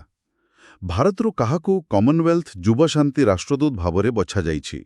Options A Devendra Jalihal, B Sukanya Sonowal, C Jane Street, D Optiver. एहार उत्तर होछि बी सुकन्या सोनोवाल। सुकन्या सोनोवाल। हाँ, से आसाम रो लक्ष्मीपुर जिलार ତାଙ୍କୁ କମନୱେଲ୍ଥ ଯୁବ ଶାନ୍ତି ରାଷ୍ଟ୍ରଦୂତ ଭାବେ ମନୋନୀତ କରାଯାଇଛି। ସେ Commonwealth youth piece ambassador network ବା CYPANର କାର୍ଯ୍ୟକାରୀ କମିଟିର ସଦସ୍ୟ ଭାବେ 2025ରୁ 2027 ପର୍ଯ୍ୟନ୍ତ କାମ କରିବେ। ବହୁତ ଭଲ ଖବର। ଯୁବପିଢ଼ିଙ୍କ ପାଇଁ ପ୍ରେରଣା। ହଁ ତ ଏବେ କ୍ରୀଡ଼ା ଜଗତକୁ ଯିବା। ପ୍ରଶ୍ନ 49 Who was unanimously re-elected as the president of the Kho-Kho Federation of India in July 2025? जुलाई 2025ରେ କିଏ ସର୍ବସମ୍ମତି କ୍ରମେ ଭାରତୀୟ ଖୋଖୋ ମହାସଂଘର ସଭାପତି ଭାବେ ପୁଣି ଥରେ ନିର୍ବାଚିତ ହୋଇଛନ୍ତି?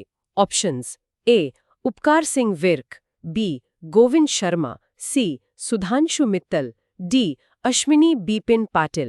ଏହାର ଉତ୍ତର ହେଉଛି ସି ସୁଧାଂଶୁ ମିତ୍ତଲ। ସୁଧାଂଶୁ ମିତ୍ତଲ। ହଁ, ସେ 2025ରୁ 2029 ମାନେ 4 ବର୍ଷ ପାଇଁ ଭାରତୀୟ ଖୋଖୋ ମହାସଂଘର ସଭାପତି ଭାବେ ନିର୍ଦ୍ୱନ୍ଦ୍ୱରେ ପୁଣି ନିର୍ବାଚିତ ହୋଇଛନ୍ତି। ଆଚ୍ଛା, ଖୋଖୋ ପାଇଁ ଏହା ଏକ ନିରନ୍ତରତା ଆଣିବ। ହଁ, କହିପାରିବା। 50 number Which country will host the next 3 World Test Championship Finals in 2027, 2029 and 2031? କେଉଁ ଦେଶ ଆଗାମୀ 3ଟି ବିଶ୍ୱ ଟେଷ୍ଟ ଚାମ୍ପିଅନସିପ୍ ଫାଇନାଲ୍ସ ମାନେ 2027, 2029 ଆଉ 2031ରେ ଆୟୋଜନ କରିବ? Options A India, B Australia, C South Africa, D England. ଏହାର ଉତ୍ତର ହେବ ଡି ଇଂଲଣ୍ଡ। ଇଂଲଣ୍ଡ? ହଁ, England and Wales cricket board ବା ECBକୁ ଆଗାମୀ 3ଟି ICC ବିଶ୍ୱ ଟେଷ୍ଟ ଚାମ୍ପିଅନସିପ୍ ଫାଇନାଲ ଆୟୋଜନ କରିବାର ଅଧିକାର ମିଳିଛି। ଓହୋ, ତେବେ ଆଗାମୀ 3ଟି ଫାଇନାଲ ଇଂଲଣ୍ଡରେ ଖେଳାଯିବ? ହଁ, ସେମିତି ହିଁ ସ୍ଥିର ହୋଇଛି। ପ୍ରଶ୍ନଟି ଇଂରାଜୀରେ ଅଛି। Koneru Hampi recently created history by becoming the first Indian woman to enter the semi-finals of which tournament? ମାନେ ଓଡ଼ିଆରେ କହିଲେ କୋନେରୁ ହମ୍ପି ନିକଟରେ କେଉଁ ଟୁର୍ଣ୍ଣାମେଣ୍ଟର ସେମିଫାଇନାଲରେ ପହଞ୍ଚି ପ୍ରଥମ ଭାରତୀୟ ମହିଳା ଭାବେ ଇତିହାସ ରଚିଛନ୍ତି? ଆଉ ଅପସନ୍ସ ଗୁଡ଼ିକ ହେଲା A FIDE women's world cup, B Asian games, C Commonwealth championship, D world rapid chess championship. ଏଇଟା ଗୋଟେ ଗୁରୁତ୍ୱପୂର୍ଣ୍ଣ ଖବର ଥିଲା। ତେବେ ସଠିକ ଉତ୍ତର ହେଉଛି ଏ ଫାଇଡେ ୱୁମେନ୍ସ ୱାର୍ଲ୍ଡ କପ୍। ଆଚ୍ଛା, ଫାଇଡେ ୱୁମେନ୍ସ ୱାର୍ଲ୍ଡ କପ୍? ହଁ, ସେ ଚୀନର ସଙ୍ଗ ୟୁକ୍ସିନ୍ଙ୍କ ସହ ଖେଳି ଡ୍ର କରିଥିଲେ ଆଉ ସେମିଫାଇନାଲରେ ପହଞ୍ଚିଲେ। ଆଉ ଏମିତି କରିବାରେ ସେ ପ୍ରଥମ ଭାରତୀୟ ମହିଳା। ବା, ଏଟା ତ ବହୁତ ବଡ଼ କଥା ଭାରତୀୟ ମହିଳା ଚେସ୍ପେନ୍। ନିଶ୍ଚୟ। ଆଉ ଦେଖିବାକୁ ଗଲେ ହାରିକା ଦ୍ରୋଣାଭାଲ୍ଲି ଆଉ ଦିବ୍ୟା ଦେଶମୁଖ ବି ଥିଲେ। ସେମାନଙ୍କୁ ମ୍ୟାଚ୍ ଟାଇବ୍ରେକର ଯାଏଁ ଯାଇଥିଲା। କିନ୍ତୁ ବୈଶାଳୀ ରମେଶ ବାବୁ ସେ ଟାନ୍ ଜୋଙ୍ଗେଇଙ୍କଠୁ ହାରି ବାହାରି ଯାଇଥିଲେ। ବୁଝିଲି, ଭଲ। ତେବେ ପରବର୍ତ୍ତୀ ପ୍ରଶ୍ନକୁ ଯିବା। ଏଟା ଟେନିସ୍ରୁ ପ୍ରଶ୍ନ। Who did Jannik Sinner beat in the final to win his first Wimbledon title in 2025? ମାନେ ଜାନିକ୍ ସେନର 2025ରେ ତାଙ୍କର ପ୍ରଥମ ୱିମ୍ବଲଡନ୍ ଟାଇଟଲ ଜିତିବା ପାଇଁ ଫାଇନାଲରେ କାହାକୁ ହରାଇଥିଲେ? ଅପସନ୍ସ ହେଲା ଏ ନୋଭାକ୍ ଜୋକୋଭିଚ୍, B Rafael Nadal, C Carlos Alcaraz, D Andy Murray. ହଁ, ଏଇଟା ବି ବହୁତ ଚର୍ଚ୍ଚାରେ ଥିଲା। ଏହାର ଉତ୍ତର ହେଉଛି ସି କାର୍ଲୋସ୍ ଆଲକାରାଜ। ଓହୋ, କାର୍ଲୋସ୍ ଆଲକରାଜକୁ। ହଁ, ସିନର ତାଙ୍କୁ 2025 ୱିମ୍ବଲଡନ୍ ପୁରୁଷ ସିଙ୍ଗଲ୍ସ ଫାଇନାଲରେ ହରାଇଥିଲେ। ଏଟା ସିନରଙ୍କ ପାଇଁ ପ୍ରଥମ ୱିମ୍ବଲଡନ୍ ଟାଇଟଲ। ଆଚ୍ଛା, ଟେନିସ୍ରେ ନୂଆ ପିଢ଼ିର ଖେଳାଳିମାନେ ଭଲ କରିଛନ୍ତି। ଭଲ କଥା। ଏକଦମ। ହୋ, ଏବେ କ୍ରିକେଟ ଦୁନିଆରୁ ଗୋଟେ ଆଶ୍ଚର୍ଯ୍ୟଜନକ ଖବର। ପ୍ରଶ୍ନ West Indies were bowled out for just 27 runs, the second lowest total in test cricket history. Which team dismissed them? ଓଡ଼ିଆରେ ୱେଷ୍ଟଇଣ୍ଡିଜ୍ ମାତ୍ର 27 ରନରେ ଆଉଟ୍ ହୋଇଗଲା, ଯାହାକି ଟେଷ୍ଟ ଇତିହାସରେ ଦ୍ୱିତୀୟ ସର୍ବନିମ୍ନ ସ୍କୋର। ତେବେ କେଉଁ ଦଳ ତାଙ୍କୁ ଆଉଟ୍ କରିଥିଲା? Options A England, B South Africa, C Australia, D New Zealand. ମାତ୍ର 27 ରନ୍? ବାପରେ! ଏହାର ସଠିକ ଉତ୍ତର ହେଉଛି ସି ଅଷ୍ଟ୍ରେଲିଆ। ଅଷ୍ଟ୍ରେଲିଆ? ଆଚ୍ଛା। ହଁ, ଏଇଟା ଅଷ୍ଟ୍ରେଲିଆ ସହ 3 ମ୍ୟାଚ୍ ବିଶିଷ୍ଟ ସିରିଜର ଶେଷ ଟେଷ୍ଟରେ ହେଇଥିଲା। ଜାମାଇକାରେ ଖେଳ ଚାଲିଥିଲା। ଏମିତି ସ୍କୋର ପରେ ଅଷ୍ଟ୍ରେଲିଆ ସହଜରେ 186 ରନରେ ଜିତିଗଲା ଆଉ ସିରିଜଟାକୁ 3-0 ପୁରା ହ୍ୱାଇଟ୍ ୱାଶ୍ କରିଦେଲା। ବାବା, 27 ରନ୍ ଟେଷ୍ଟରେ? ସତରେ ଆଶ୍ଚର୍ଯ୍ୟ। ହଉ, ଏବେ ପୁଣି ଚେସ୍କୁ ଫେରିବା, ଗୋଟେ ଆଗାମୀ ଟୁର୍ଣ୍ଣାମେଣ୍ଟ ବିଷୟରେ। ପ୍ରଶ୍ନ, which country will host the FIDE Chess World Cup 2025? ମାନେ FIDE Chess ବିଶ୍ୱକପ୍ 2025 କେଉଁ ଦେଶରେ ହେବ? Options A Russia, B United States, C China, D India. ଏଇଟା ଭାରତ ପାଇଁ ବହୁତ ଭଲ ଖବର, କାରଣ ଉତ୍ତର ହେଉଛି ଡି ଇଣ୍ଡିଆ। ଭାରତ, ବଢ଼ିଆ ତ। ହଁ, ଭାରତରେ ହେବ ଏହି ବିଶ୍ୱକପ୍ ଅକ୍ଟୋବର 30ରୁ ନଭେମ୍ବର 27, 2025 ପର୍ଯ୍ୟନ୍ତ। କେଉଁ ସହରରେ ହେବ ସେଇଟା ପରେ ଜଣାପଡ଼ିବ। ଆଚ୍ଛା, ଏହାର କିଛି ବିଶେଷତ୍ୱ ଅଛି କି? ହଁ ଅଛି। ଏଥିରୁ ଯେଉଁ ଟପ୍ 3 ଜଣ ଖେଳାଳି ରହିବେ ସେମାନେ ସିଧା 2026 କ୍ୟାଣ୍ଡିଡେଟ୍ସ ଟୁର୍ଣ୍ଣାମେଣ୍ଟ ପାଇଁ କ୍ୱାଲିଫାଇ କରିବେ। ଆଉ ଏଥିରେ ମୋଟ 206 ଜଣ ଖେଳାଳି ଭାଗ ନେବେ ନକ୍ଆଉଟ୍ ଫର୍ମାଟ୍ରେ, ମାନେ ହାରିଲେ ବାହାର। ବାଃ, ଭାରତରେ ଚେସ୍ର ଲୋକପ୍ରିୟତା ବଢ଼ୁଛି ଆଉ ଏବେ ବିଶ୍ୱକପ୍ ଆୟୋଜନ, ବହୁତ ଭଲ। ଏବେ ଫୁଟବଲ ଇତିହାସରୁ ଗୋଟେ ପ୍ରଶ୍ନ ନେବା। ପ୍ରଶ୍ନ, which was the first Indian football club to win the Durant Cup in 1940? ମାନେ 1940ରେ ଡୁରାଣ୍ଟ କପ୍ ଜିତିଥିବା ପ୍ରଥମ ଭାରତୀୟ ଫୁଟବଲ କ୍ଲବ କେଉଁଟା ଥିଲା? Options A Mohun Bagan, B East Bengal, C Mohammedan sporting. Durand cup ଏସିଆର ସବୁଠୁ ପୁରୁଣା ଟୁର୍ଣ୍ଣାମେଣ୍ଟ।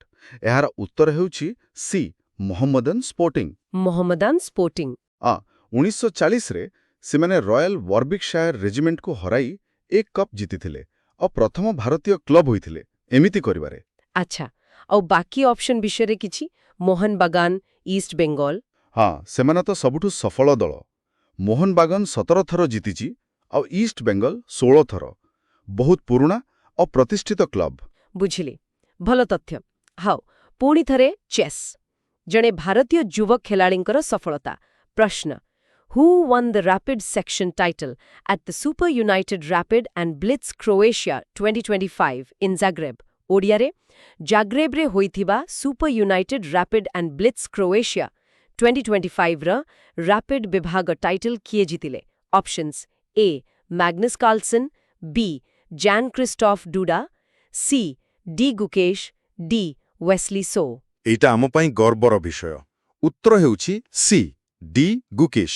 ଡି ଗୁକେଶ, ବାଃ। ହଁ, ଭାରତର ଯୁବ ଗ୍ରାଣ୍ଡମାଷ୍ଟର। ସେ କ୍ରୋଏସିଆର ଜାଗ୍ରେବରେ ଚାଲିଥିବା ଏଇ ଗ୍ରାଣ୍ଡ ଚେସ୍ ଟୁର୍ ଇଭେଣ୍ଟର ରାପିଡ୍ ବିଭାଗରେ 14 ପଏଣ୍ଟ ସହ ଟାଇଟଲ ଜିତିଥିଲେ। ଏହାପରେ ବ୍ଲିଟ୍ସ ବିଭାଗ ଥିଲା, କିନ୍ତୁ ରାପିଡ୍ ପରେ ସେ ଶୀର୍ଷରେ ଥିଲେ।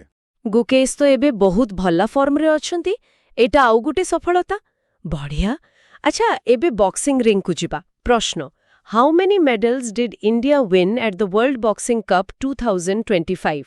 ମାନେ ବିଶ୍ୱ ବକ୍ସିଂ କପ୍ 2025ରେ ଭାରତ ମୋଟ କେତେଟା ପଦକ ଜିତିଲା? ଅପସନ୍ସ ଏ 8, ବି 10, ସି 11, ଡି 12। ଭାରତୀୟ ବକ୍ସରମାନେ ଏଠି ବେଶ୍ ଭଲ ପ୍ରଦର୍ଶନ କରିଥିଲେ। ସଠିକ୍ ଉତ୍ତର ହେଉଛି ସି 11। 11ଟା ପଦକ। ହଁ, ମୋଟ 11ଟା। ଏଇଟା କାଜାଖସ୍ତାନରେ ହୋଇଥିଲା। ସେଥିରୁ 3ଟା ସୁନା, 5ଟା ରୂପା ଆଉ 3ଟା ବ୍ରୋଞ୍ଜ। 3ଟା ସୁନା?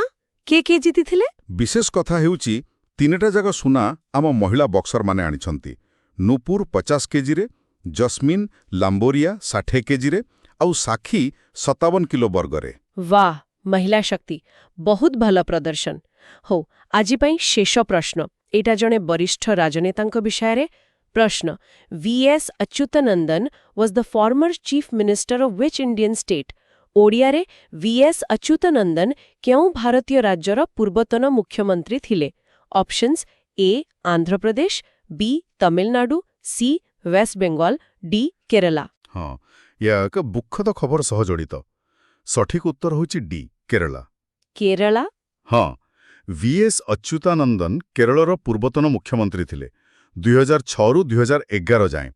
ସେ ବହୁତ ବରିଷ୍ଠ ଆଉ ଜଣାଶୁଣା ନେତା ଥିଲେ। ନିକଟରେ, ମାନେ ଜୁଲାଇ 21, 2025ରେ ତାଙ୍କର ଦେହାନ୍ତ ହୋଇଯାଇଛି। 101 ବର୍ଷ ବୟସ ହୋଇଥିଲା। 101 ବର୍ଷ, ବହୁତ ଦୀର୍ଘ ଜୀବନ। ହଁ, 2019ରେ ତାଙ୍କୁ ଏକ ଷ୍ଟ୍ରୋକ୍ ହେଇଥିଲା। ତାପରଠୁ ସେ ସକ୍ରିୟ ରାଜନୀତିରୁ ଟିକେ ଦୂରେଇ ଯାଇଥିଲେ, କିନ୍ତୁ ତାଙ୍କର କାର୍ଯ୍ୟକାଳ କେରଳ ପାଇଁ ବହୁତ ଗୁରୁତ୍ୱପୂର୍ଣ୍ଣ ଥିଲା। ଠିକ୍। ପ୍ରଶ୍ନ, Question 59. On July 25, 2025, Prime Minister Narendra Modi surpassed which former Prime Minister to become the second longest consecutive serving Prime Minister of India? ମାନେ ଜୁଲାଇ 25, 2025ରେ ଆମର ପ୍ରଧାନମନ୍ତ୍ରୀ ନରେନ୍ଦ୍ର ମୋଦି କେଉଁ ପୂର୍ବତନ ପ୍ରଧାନମନ୍ତ୍ରୀଙ୍କୁ ପଛରେ ପକେଇ ଭାରତର ଦ୍ୱିତୀୟ ଦୀର୍ଘତମ ମାନେ କ୍ରମାଗତ ଭାବେ ସେବା କରୁଥିବା ପ୍ରଧାନମନ୍ତ୍ରୀ ହେଲେ? ଅପସନ୍ସ ଗୁଡ଼ିକ ହେଲା ଏ ଜବାହରଲାଲ ନେହେରୁ, ବି ମନମୋହନ ସିଂ, ସି ଇନ୍ଦିରା ଗାନ୍ଧୀ, ଡି ଅଟଲ ବିହାରୀ ବାଜପେୟୀ। ଏହାର ଠିକ୍ ଉତ୍ତର ହେଉଛି ଅପସନ୍ ସି ଇନ୍ଦିରା ଗାନ୍ଧୀ। ଆଚ୍ଛା, ଇନ୍ଦିରା ଗାନ୍ଧୀ। ହଁ, ଦେଖନ୍ତୁ ନରେନ୍ଦ୍ର ମୋଦି ଜୁଲାଇ 25, 2025ରେ ନିଜ କାର୍ଯ୍ୟକାଳର 4078 ଦିନ ପୂରଣ କଲେ ଆଉ ସେଠି ସେ ଇନ୍ଦିରା ଗାନ୍ଧୀଙ୍କ ରେକର୍ଡ ଭାଙ୍ଗିଲେ। ଓହୋ। ଆଉ ଏକ ବିଶେଷ କଥା ହେଲା ସେ ରାଜ୍ୟ ଆଉ କେନ୍ଦ୍ର ସରକାର ଦୁଇ ସ୍ତରରେ ମିଶେଇ ସରକାରର ମୁଖ୍ୟ ଭାବେ 24 ବର୍ଷ ପୂରଣ କରିଛନ୍ତି। ଏଟା ବି ଗୋଟେ ରେକର୍ଡ, କୌଣସି ପ୍ରଧାନମନ୍ତ୍ରୀଙ୍କ ପାଇଁ ପ୍ରଥମ। ବା, ଏଇଟା ତ ବହୁତ ବଡ଼ କଥା। ଭଲ, ଆସନ୍ତୁ ପରବର୍ତ୍ତୀ ପ୍ରଶ୍ନକୁ ଯିବା। ଏଇଟା ଇତିହାସରୁ। Question 60. India is commemorating 1000 years of which ruler's Southeast Asian expedition through cultural events and heritage projects? ଏ ପ୍ରଶ୍ନ ପଚାରୁଛି ଭାରତ କେଉଁ ଶାସକଙ୍କ ଦକ୍ଷିଣ ପୂର୍ବ ଏସିଆ ଅଭିଯାନର 1000 ବର୍ଷ ପୂର୍ତ୍ତି ପାଳନ କରୁଛି, ମାନେ ସାଂସ୍କୃତିକ କାର୍ଯ୍ୟକ୍ରମ ସବୁ କରିକି? ଅପସନ୍ସ ଏ ଅଶୋକା, ବି ସମୁଦ୍ରଗୁପ୍ତ, ସି ରାଜେନ୍ଦ୍ର ଚୋଲା ପ୍ରଥମ, ଡି ହର୍ଷବର୍ଦ୍ଧନ। ଏହାର ଉତ୍ତର ହେଉଛି ସି ରାଜେନ୍ଦ୍ର ଚୋଲା 1। ରାଜେନ୍ଦ୍ର ଚୋଳ ପ୍ରଥମ। ହଁ, ଭାରତ ସରକାର ରାଜେନ୍ଦ୍ର ଚୋଳ ପ୍ରଥମଙ୍କର ଯେଉଁ ପ୍ରସିଦ୍ଧ ଦକ୍ଷିଣ ପୂର୍ବ ଏସିଆ ନୌସେନା ଅଭିଯାନ ଥିଲା 1025 ଖ୍ରୀଷ୍ଟାବ୍ଦରେ ତାର 1000 ବର୍ଷ ପୂର୍ତ୍ତି ପାଳୁଛନ୍ତି। ଆଚ୍ଛା। ସେ ଜଣେ ବହୁତ ଶକ୍ତିଶାଳୀ ଚୋଳ ରାଜା ଥିଲେ। ତାଙ୍କ ବାପା ରାଜାରାଜ ଚୋଳ ପ୍ରଥମଙ୍କ ପରେ ଆସିଥିଲେ। ସେ ଚୋଳ ସାମ୍ରାଜ୍ୟକୁ ମାନେ ଦକ୍ଷିଣ ଭାରତରୁ ପୁରା ଉତ୍ତରରେ ଗଙ୍ଗା ନଦୀ ପର୍ଯ୍ୟନ୍ତ ଆଉ ଏପଟେ ଦକ୍ଷିଣ ପୂର୍ବ ଏସିଆ ଯାଏଁ ବିସ୍ତାର କରିଥିଲେ। ବାପରେ। ଆଉ ସେ ଯେଉଁ ଉତ୍ତର ଭାରତ ବିଜୟ କଲେ ତାର ସ୍ମାରକୀ ଭାବେ ଗଙ୍ଗୋଇକୋଣ୍ଡା ଚୋଳପୁରମକୁ ନୂଆ ରାଜଧାନୀ ବି କରିଥିଲେ। ବହୁତ ଇଣ୍ଟରେଷ୍ଟିଂ। ଚୋଳମାନଙ୍କର ନୌସେନା ଶକ୍ତି ତ ଜବରଦସ୍ତ ଥିଲା। ଆଚ୍ଛା, ଏବେ ପରିବେଶ ଉପରେ ଗୋଟେ ପ୍ରଶ୍ନ ଦେଖିବା। Question 61. The 15th meeting COP15 of the Ramsar Convention was held in which country? ମାନେ ରାମସର କନଭେନସନର 15ତମ ବୈଠକ ଯାହାକୁ COP15 କୁହାଯାଏ, ସେଟା କୋଉ ଦେଶରେ ହେଲା? Options A India, B Iran, C Zimbabwe, D Japan. ଏହାର ଉତ୍ତର ହେଉଛି ସି ଜିମ୍ବାବ୍ୱେ। ଜିମ୍ବାବ୍ୱେ। ହଁ, ଜୁଲାଇ 2025ରେ ଜିମ୍ବାବ୍ୱେର ଭିକ୍ଟୋରିଆ ଫଲ୍ସରେ ଏହି COP15 ବୈଠକ ହୋଇଥିଲା। ଏହି ରାମସାର କନଭେନସନ ତ ଜାଣିଥିବ, ବିଶ୍ୱର ଆର୍ଦ୍ରଭୂମି ସଂରକ୍ଷଣ ପାଇଁ। ହଁ, ୱେଟଲ୍ୟାଣ୍ଡସ୍ ପାଇଁ। ଏକଦମ। ତ ଆମ କେନ୍ଦ୍ରମନ୍ତ୍ରୀ ଶ୍ରୀ ଭୂପେନ୍ଦ୍ର ଯାଦବ ଭାରତୀୟ ପ୍ରତିନିଧି ମଣ୍ଡଳର ନେତୃତ୍ୱ ନେଇ ସେଠିକି ଯାଇଥିଲେ। ଭାରତ ସେଠି ଜିମ୍ବାବ୍ୱେ ସହ ଆର୍ଦ୍ରଭୂମି ପୁନରୁଦ୍ଧାର ବିଷୟରେ ବି ଆଲୋଚନା କରିଥିଲା। ଭଲ ପଦକ୍ଷେପ। ଆର୍ଦ୍ରଭୂମି ସଂରକ୍ଷଣ ତ ବହୁତ ଜରୁରୀ। ଆଗକୁ ବଢ଼ିବା। ଏବେ ଗୋଟେ ନିଯୁକ୍ତି ବିଷୟରେ ପ୍ରଶ୍ନ। Question 62. Who has been appointed as the new chairman of the Insurance Regulatory and Development Authority of India, IRDAI? ମାନେ IRDAI ବା ଭାରତୀୟ ବୀମା ନିୟାମକ ଓ ବିକାଶ ପ୍ରାଧିକରଣର ନୂଆ ଚେୟାରମ୍ୟାନ୍ କିଏ ହେଇଛନ୍ତି? ଅପସନ୍ସ ଅଛି ଏ ଅଜୟ ସେଠ, ବି ଦେବାଶିଷ ପାଣ୍ଡା, ସି ନିର୍ମଲା ସୀତାରମଣ, ଡି ପୀୟୁଷ ଗୋୟଲ। ଏହାର ସଠିକ ଉତ୍ତର ହେଉଛି ଏ ଅଜୟ ସେଠ। ଅଜୟ ସେଠ। ହଁ, ସେ ଆଗରୁ ଅର୍ଥ ସଚିବ ଥିଲେ। ତାଙ୍କୁ 3 ବର୍ଷ ପାଇଁ IRDAIର ନୂଆ ଅଧ୍ୟକ୍ଷ ଭାବେ ନିଯୁକ୍ତ କରାଯାଇଛି। ଦେବାଶିଷ ପାଣ୍ଡା ଇସ୍ତଫା ଦେବା ପରେ ପାଖାପାଖି 4 ମାସ ହେବ ପଦଟା ଖାଲି ପଡ଼ିଥିଲା। ଆଚ୍ଛା।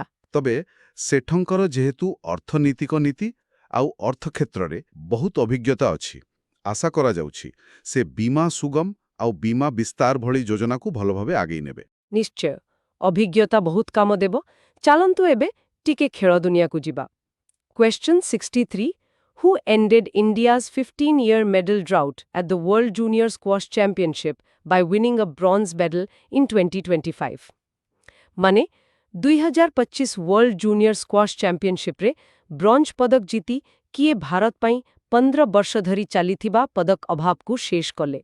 ऑप्शंस हैला ए जोशना चिनेप्पा, बी अनाहत सिंह, सी ଦୀପିକା ପଲ୍ଲିକଲ, ଡି ତାନଭି ଖନ୍ନା।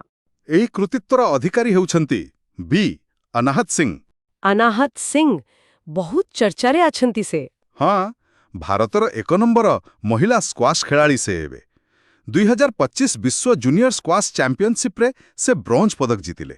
ଏହା ପୂର୍ବରୁ ମାନେ 2010ରେ ଦୀପିକା ପଲ୍ଲିକଲ ଶେଷ ଭାରତୀୟ ଥିଲେ ଯିଏ ଏହି ଚାମ୍ପିୟନସିପ୍ରେ ପଦକ ଜିତିଥିଲେ। ଓହୋ, ମାନେ ପୁରା 15 ବର୍ଷ ପରେ। ବହୁତ ବଡ଼ ସଫଳତା ଏଟା। ଆଉ ଗୋଟେ ଖେଳ ପ୍ରଶ୍ନ ନେବା।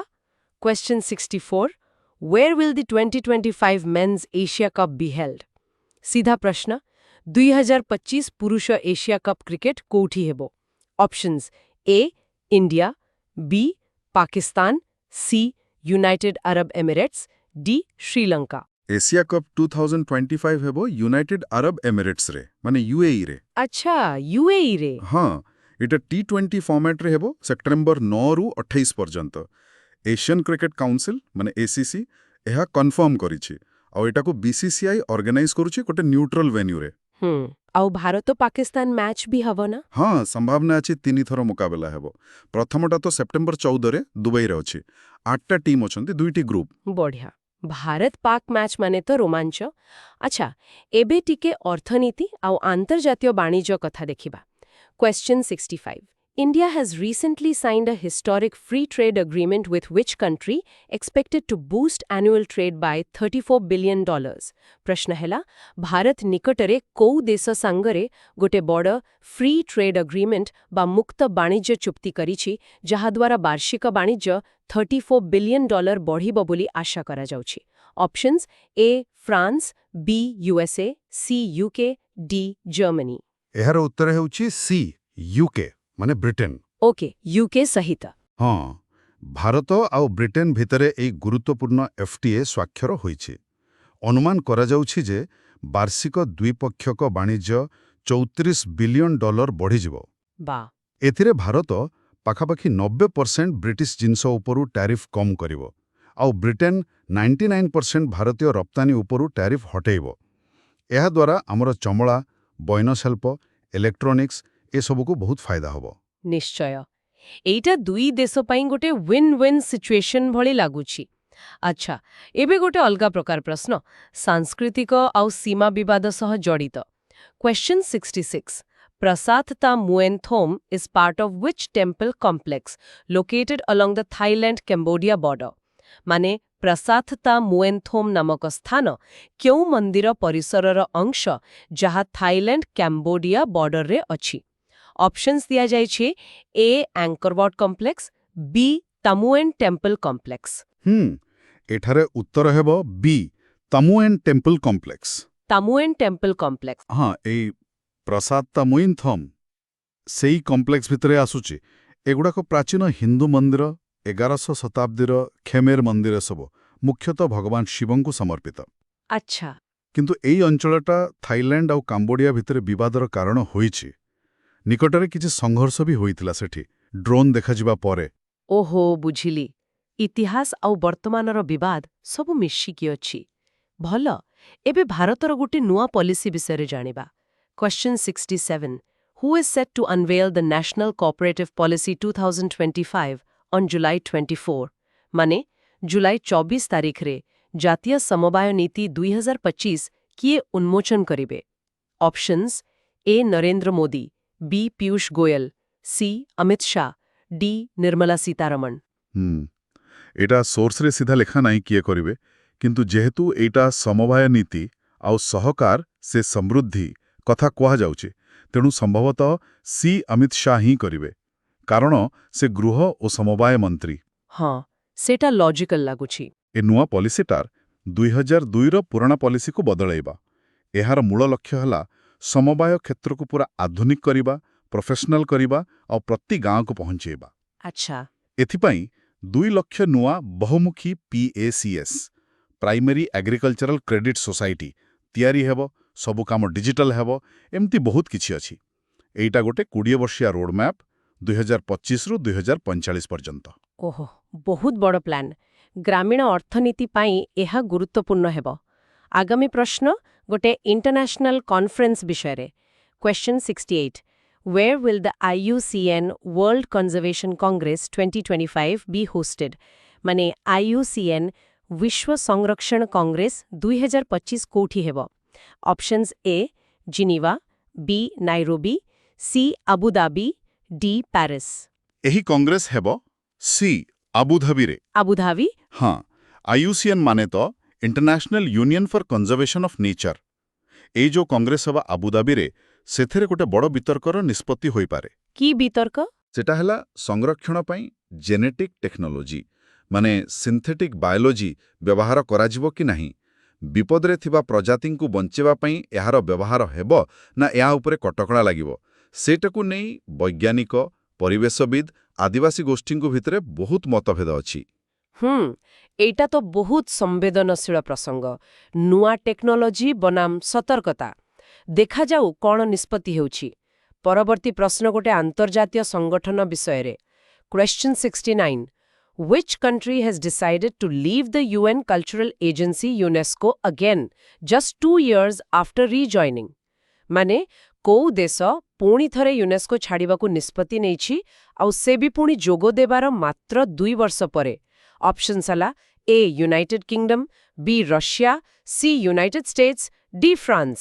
ହଁ, ଏଇଟା ହେଉଛି C United States, America. America ପୁଣି ଛାଡୁଛି? ହଁ, ଏହା ତୃତୀୟ ଥର ପାଇଁ ସେମାନେ ଛାଡ଼ିବାକୁ ଯାଉଛନ୍ତି। କାରଣ ଦେଇଛନ୍ତି ଯେ ୟୁନେସ୍କୋ ଇସ୍ରାଏଲ ବିରୋଧୀ ପକ୍ଷପାତ କରୁଛି। ଏ ନିଷ୍ପତ୍ତି ଡିସେମ୍ବର 2026 ଶେଷ ସୁଦ୍ଧା ଲାଗୁ ହେବ। ଆରେ ବାପ୍ରେ, ବାଇଡେନ୍ ଆସିଲା ପରେ ତ ଯୋଗ ଦେଇଥିଲେ। ହଁ, 5 ବର୍ଷ ବାହାରେ ରହିଲା ପରେ ବାଇଡେନ୍ ପ୍ରଶାସନ ପୁଣି ଜଏନ୍ କରିଥିଲା, ଆଉ ଏବେ ମାତ୍ର 2 ବର୍ଷ ପରେ ପୁଣି ବାହାରିଯିବା କଥା କହୁଛନ୍ତି। ଏଇଟା ବଡ଼ ଖବର। ଆନ୍ତର୍ଜାତୀୟ ସ୍ତରରେ ଏହାର ପ୍ରଭାବ ପଡ଼ିବ ନିଶ୍ଚୟ। ଆଚ୍ଛା, ଚାଲନ୍ତୁ ପୁଣି ଖେଳକୁ ଫେରିବା। Tennis. Question 70. Who became the second oldest woman to win a WTA Tour level singles match? ମାନେ WTA Tour level singles match ଜିତିବାରେ ଦ୍ୱିତୀୟ ସବୁଠୁ ବୟସ୍କା ମହିଳା ଖେଳାଳି କିଏ ହେଲେ? Options A Serena Williams, B Venus Williams, C Martina Navratilova and D Chris Evert. ଏହାର ଉତ୍ତର ହେଉଛି B Venus Williams. Venus Williams? ୱାହ! ହଁ, ସେ ଡିସି ଓପେନରେ ପେଟନ୍ ଷ୍ଟିଏନ୍ସକୁ ସିଧା ସେଟ୍ରେ ହରେଇ ଏଇ କୀର୍ତ୍ତିମାନ କରିଛନ୍ତି। ପାଖାପାଖି 2 ବର୍ଷ ହେବ ସେ କୌଣସି ସିଙ୍ଗଲ୍ସ ମ୍ୟାଚ୍ ଜିତି ନଥିଲେ, ଆଉ ନିକଟରେ ତାଙ୍କର ସର୍ଜରୀ ବି ହୋଇଥିଲା। ସତରେ? ଏତେ ବର୍ଷ ପରେ ବି ଏମିତି ଖେଳ ପ୍ରକୃତର ପ୍ରେରଣାଦାୟକ। ଆଚ୍ଛା, ଆଜିର ଶେଷ ପ୍ରଶ୍ନ ନେବା ଚେସ୍ ଉପରେ। Question 71. Who became the first Indian woman to reach the chess World Cup final? ମାନେ ଚେସ୍ ବିଶ୍ୱକପ୍ ଫାଇନାଲରେ ପହଞ୍ଚିବାରେ ପ୍ରଥମ ଭାରତୀୟ ମହିଳା କିଏ ହେଲେ? ଅପସନ୍ସ ଏ କୋନେରୁ ହମ୍ପି, ବି ଟାନିଆ ସଚଦେବ, ସି ଦିବ୍ୟା ଦେଶମୁଖ, ଡି ଭକ୍ତି କୁଲକର୍ଣ୍ଣୀ। ଏହି ଇତିହାସ ରଚିଛନ୍ତି ସି ଦିବ୍ୟା ଦେଶମୁଖ। ଦିବ୍ୟା ଦେଶମୁଖ? ହଁ, ସେ ପୂର୍ବତନ ବିଶ୍ୱ ଚାମ୍ପିୟନ ଚୀନର ତାନ୍ ଜଙ୍ଗିଓଙ୍କୁ ହରାଇ ଫାଇଡେ ମହିଳା ବିଶ୍ୱକପ୍ ଫାଇନାଲରେ ପହଞ୍ଚିଛନ୍ତି। ଏଇଟା ଭାରତୀୟ ମହିଳା ଚେସ୍ ପାଇଁ ଗୋଟେ ବହୁତ ବଡ଼ ଉପଲବ୍ଧି। ନିଶ୍ଚୟ। ଏହା ଦର୍ଶାଉଛି ଯେ ଏସିଆଇ ମହିଳାମାନେ ଚେସ୍ରେ କେତେ ଆଗରେ। ଏକଦମ। ଆଉ ଏହାର ଅର୍ଥ ଜଣେ ଭାରତୀୟ ପରବର୍ତ୍ତୀ ମହିଳା କ୍ୟାଣ୍ଡିଡେଟ୍ସ ଟୁର୍ଣ୍ଣାମେଣ୍ଟରେ ଖେଳିବେ। Who won the Penn Translates Award for the book Once Elephants Lived Here? ମାନେ Once Elephants Lived Here ବହି ପାଇଁ କିଏ ପେନ୍ ଟ୍ରାନ୍ସଲେଟ୍ସ ପୁରସ୍କାର ଜିତିଛନ୍ତି? ବିକଳ୍ପଗୁଡ଼ିକ ହେଲା ଏ ଅରୁନ୍ଧତୀ ରୟ, ବି ଝୁମ୍ପା ଲାହିରୀ, ସି ଗୀତାଞ୍ଜଳି ଶ୍ରୀ ଏବଂ ଡି କିରଣ ଦେଶାଇ। ଆଚ୍ଛା, ଏହାର ଉତ୍ତର ତ ବୋଧେ ଅପସନ୍ ସି ଗୀତାଞ୍ଜଳି ଶ୍ରୀ ହେବ। ଏକଦମ ଠିକ। ବୁକର ପୁରସ୍କାର ପରେ ଏଇଟା ଆଉ ଏକ ସମ୍ମାନ। ହଁ, ସେଇଆ। ଦେଖନ୍ତୁ, ଅନ୍ତର୍ଜାତୀୟ ବୁକର ପୁରସ୍କାର ବିଜେତା ଗୀତାଞ୍ଜଳି ଶ୍ରୀଙ୍କର ଏହି ହିନ୍ଦୀ ବହିକୁ ଏମିତି ଡେଜି ରକୱେଲ୍ ଇଂରାଜୀରେ ଅନୁବାଦ କରିଛନ୍ତି। ଆଉ ଏହା ସେହି 14ଟି ପୁସ୍ତକ ମଧ୍ୟରୁ ଗୋଟିଏ ଯାହାକୁ ପେନ୍ ଟ୍ରାନ୍ସଲେଟ୍ସ ପୁରସ୍କାର ମିଳିଛି। ବୁଝିଲି। ମାନେ ଭାରତୀୟ ସାହିତ୍ୟ ପାଇଁ ଗୋଟେ ଭଲ ଖବର। ନିଶ୍ଚିତ ଭାବରେ ଏହା ଅନୁବାଦର ଗୁରୁତ୍ୱ ବି ଦର୍ଶାଉଛି। ଠିକ୍ ଅଛି। ଆଚ୍ଛା, ଏବେ ପରବର୍ତ୍ତୀ ପ୍ରଶ୍ନକୁ ଯିବା। Bima Sakhi Yojana has been launched with the aim of creating how many Lakhpati Didis in India? ଓହୋ, ବୀମା ସଖୀ ଯୋଜନା। ହଁ, ମାନେ ଏହି ଯୋଜନା ଭାରତରେ କେତେ ଲକ୍ଷପତି ଦିଦି ସୃଷ୍ଟି କରିବା ଲକ୍ଷ୍ୟରେ ଆରମ୍ଭ ହୋଇଛି। ବିକଳ୍ପଗୁଡ଼ିକ ହେଲା A 1 crore, B 1.5 crore, C 2 crore, D 2.5 crore। ଏହାର ଉତ୍ତର ମୋତେ ଲାଗୁଛି ସି 2 crore 2 କୋଟି। ବାପରେ ଏତେ ବଡ଼ ଲକ୍ଷ୍ୟ। ହଁ, ଆପଣ ଠିକ୍ କହିଲେ, 2 କୋଟି। କେନ୍ଦ୍ର ଗ୍ରାମୀଣ ବିକାଶ ମନ୍ତ୍ରୀ ଶିବରାଜ ସିଂ ଚୌହାନଙ୍କ କହିବା ଅନୁଯାୟୀ ଏହି ଯୋଜନା ଏତିକି ସଂଖ୍ୟକ ଲକ୍ଷପତି ଦିଦି ସୃଷ୍ଟି କରିବ ବୋଲି ଆଶା କରାଯାଉଛି। ଆଚ୍ଛା। ଆଉ ଏଇଟା ମାନେ LIC ଦ୍ୱାରା ଆରମ୍ଭ ହୋଇଛି ଡିସେମ୍ବର 2024ରେ। ପ୍ରଧାନମନ୍ତ୍ରୀ ମୋଦି ଏହାକୁ ମହିଳା ସଶକ୍ତିକରଣ ଆଉ ଆର୍ଥିକ ଅନ୍ତର୍ଭୁକ୍ତିକରଣ ପାଇଁ ଆରମ୍ଭ କରିଥିଲେ। ବୁଝିଲି, ଡିସେମ୍ବର। ଚାଲନ୍ତୁ ଆଉ ଗୋଟେ ପୁରସ୍କାର ବିଷୟରେ ପଚାରିବା। Who of the following was recently honored with the GP Birla Memorial Award in 2025? JP Birla memorial award. ହଁ, ନିକଟରେ 2025ରେ କାହାକୁ ଏହି ସମ୍ମାନ ମିଳିଛି? ବିକଳ୍ପ A. KS Shiban, B.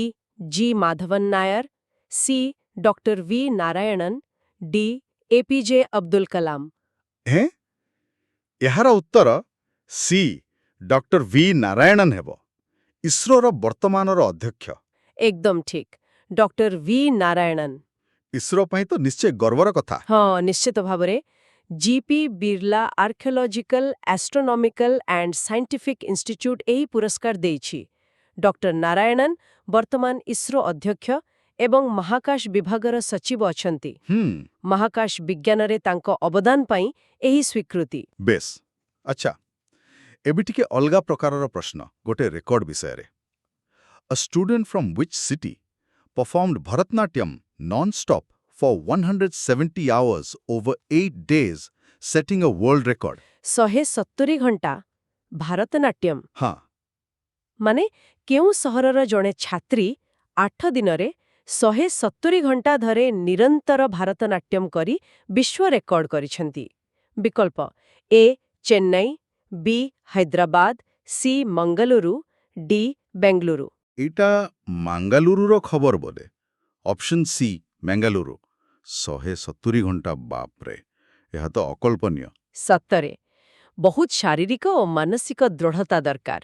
ମାଙ୍ଗାଲୁରୁର Saint ଆଲୋଇସିୟସ୍ କଲେଜର ଛାତ୍ରୀ, ତାଙ୍କ ନାଁ ରେମୋନା ଏଭେଟ୍ ପେରେରା। ଆଚ୍ଛା। ସେ ଏହି ଅସାଧାରଣ ପ୍ରଦର୍ଶନ କରି ଗୋଲ୍ଡେନ୍ ବୁକ୍ ଅଫ୍ ରେକର୍ଡସରେ ସ୍ଥାନ ପାଇବାକୁ ଚେଷ୍ଟା କରିଛନ୍ତି। ବାଃ, ଚମତ୍କାର। ଆଚ୍ଛା, ସଂସ୍କୃତି ପରେ ଏବେ ଟିକେ ଟେକ୍ନୋଲୋଜି କଥା ହେବା। ହଁ, ଠିକ୍। ପରବର୍ତ୍ତୀ ପ୍ରଶ୍ନ। India successfully tested its first hydrogen powered train coach at which facility? Hydrogen train, ଏଇଟା ବହୁତ ଗୁରୁତ୍ୱପୂର୍ଣ୍ଣ। ହଁ, ତେବେ ଭାରତ କେଉଁଠି ନିଜର ପ୍ରଥମ ହାଇଡ୍ରୋଜେନ୍ ଚାଳିତ ଟ୍ରେନ୍ କୋଚ୍ର ସଫଳ ପରୀକ୍ଷଣ କରିଛି? ଅପସନ୍ ଦେଉଛି। A. Chittaranjan locomotive works, West Bengal, B.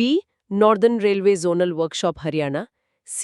Integral coach factory, Chennai, D. Banaras locomotive works, Varanasi. ଏଇଟା ମୋର ମନେ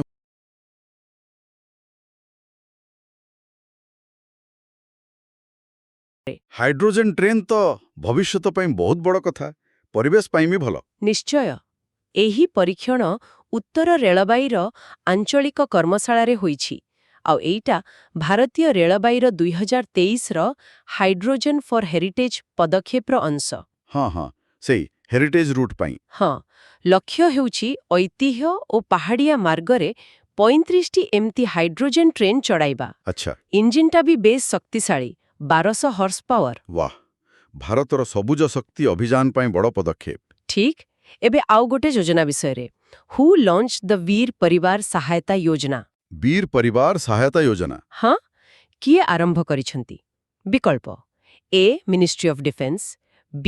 Indian army, C. NALSA, D. Ministry of home affairs. ଏଇଟା ବୋଧେ ସି ନାଲସା ହେବ, ମାନେ ନ୍ୟାସନାଲ ଲିଗାଲ ସର୍ଭିସେସ୍ ଅଥରିଟି। ଆପଣ ପୁରା ଠିକ୍ କହିଛନ୍ତି, ନାଲସା। ସୈନିକ ପରିବାରଙ୍କ ପାଇଁ ଏହା ଏକ ଜରୁରୀ ପଦକ୍ଷେପ। ଏକଦମ। ଜଷ୍ଟିସ୍ ସୂର୍ଯ୍ୟକାନ୍ତ କାର୍ଗିଲ ବିଜୟ ଦିବସ ଅବସରରେ ନାଲସା ମାଧ୍ୟମରେ ଏହି ଯୋଜନା ଆରମ୍ଭ କରିଛନ୍ତି। ଏହାଦ୍ୱାରା ସୈନିକ, ଅର୍ଦ୍ଧସାମରିକ ବଳ ମାନେ CISF, BSF, NDRF ଭଳି ବଳ ଆଉ ସେମାନଙ୍କ ପରିବାରକୁ ମାଗଣାରେ ଆଇନଗତ ସହାୟତା ମିଳିବ, ଦେୱାନୀ ହଉ କି ଫୌଜଦାରୀ ମାମଲା। ଆଚ୍ଛା, ବହୁତ ବଢ଼ିଆ। ହଉ, ଏବେ ଟିକେ ଖେଳ ଦୁନିଆକୁ ଯିବା। Who won the UAEFA Women's Euro 2025 Championship? ମହିଳା ୟୁରୋ 2025 ହଁ, କିଏ ଜିତିଲା? ବିକଳ୍ପ ଏ ସ୍ପେନ୍, ବି ଜର୍ମାନୀ, ସି ଇଂଲଣ୍ଡ, ଡି ନେଦରଲ୍ୟାଣ୍ଡସ୍। ଏଇଟା ତ ଇଂଲଣ୍ଡ ଜିତିଥିଲା। ସି ଇଂଲଣ୍ଡ ସେମାନେ ଫାଇନାଲରେ ସ୍ପେନକୁ ହରାଇଲେ। ବାସ୍ତବିକ ବଡ଼ ବିଜୟ। ହଁ, କାରଣ ସ୍ପେନ ତ ବିଶ୍ୱ ଚାମ୍ପିୟନ। ଏକଦମ। ଇଂଲଣ୍ଡ ମହିଳା ଫୁଟବଲ ଦଳ ସ୍ୱିଜରଲ୍ୟାଣ୍ଡର ବାଜେଲରେ ଫାଇନାଲ ଖେଳାଯାଇଥିଲା। ସେଠି ସ୍ପେନକୁ ପେନାଲ୍ଟି ସୁଟ୍ଆଉଟ୍ରେ ହରାଇ ନିଜ ୟୁରୋକୀୟ ଟାଇଟଲ ବଜାୟ ରଖିଲା। ଆଉ ଏମିତି କରିବାରେ ସେମାନେ ଦ୍ୱିତୀୟ ଦଳ। ଆଚ୍ଛା, ଇତିହାସ ରଚିଲେ। ହଁ, ଏବେ ପୁଣି ପ୍ରତିରକ୍ଷା କ୍ଷେତ୍ରକୁ ଫେରିବା। Where was the Indian Army's exercise Drone Prahar recently conducted? Drone ପ୍ରହାର ଭାରତୀୟ ସେନାର ଅଭ୍ୟାସ। ହଁ, ଏଇଟା ନିକଟରେ କେଉଁଠି ହେଲା? ବିକଳ୍ପ ଏ ସିକ୍କିମ, ବି ଲଦାଖ, ସି ଅରୁଣାଚଳ ପ୍ରଦେଶ, ଡି ରାଜସ୍ଥାନ। ଏହାର ଉତ୍ତର ସି ଅରୁଣାଚଳ ପ୍ରଦେଶ ହେବ।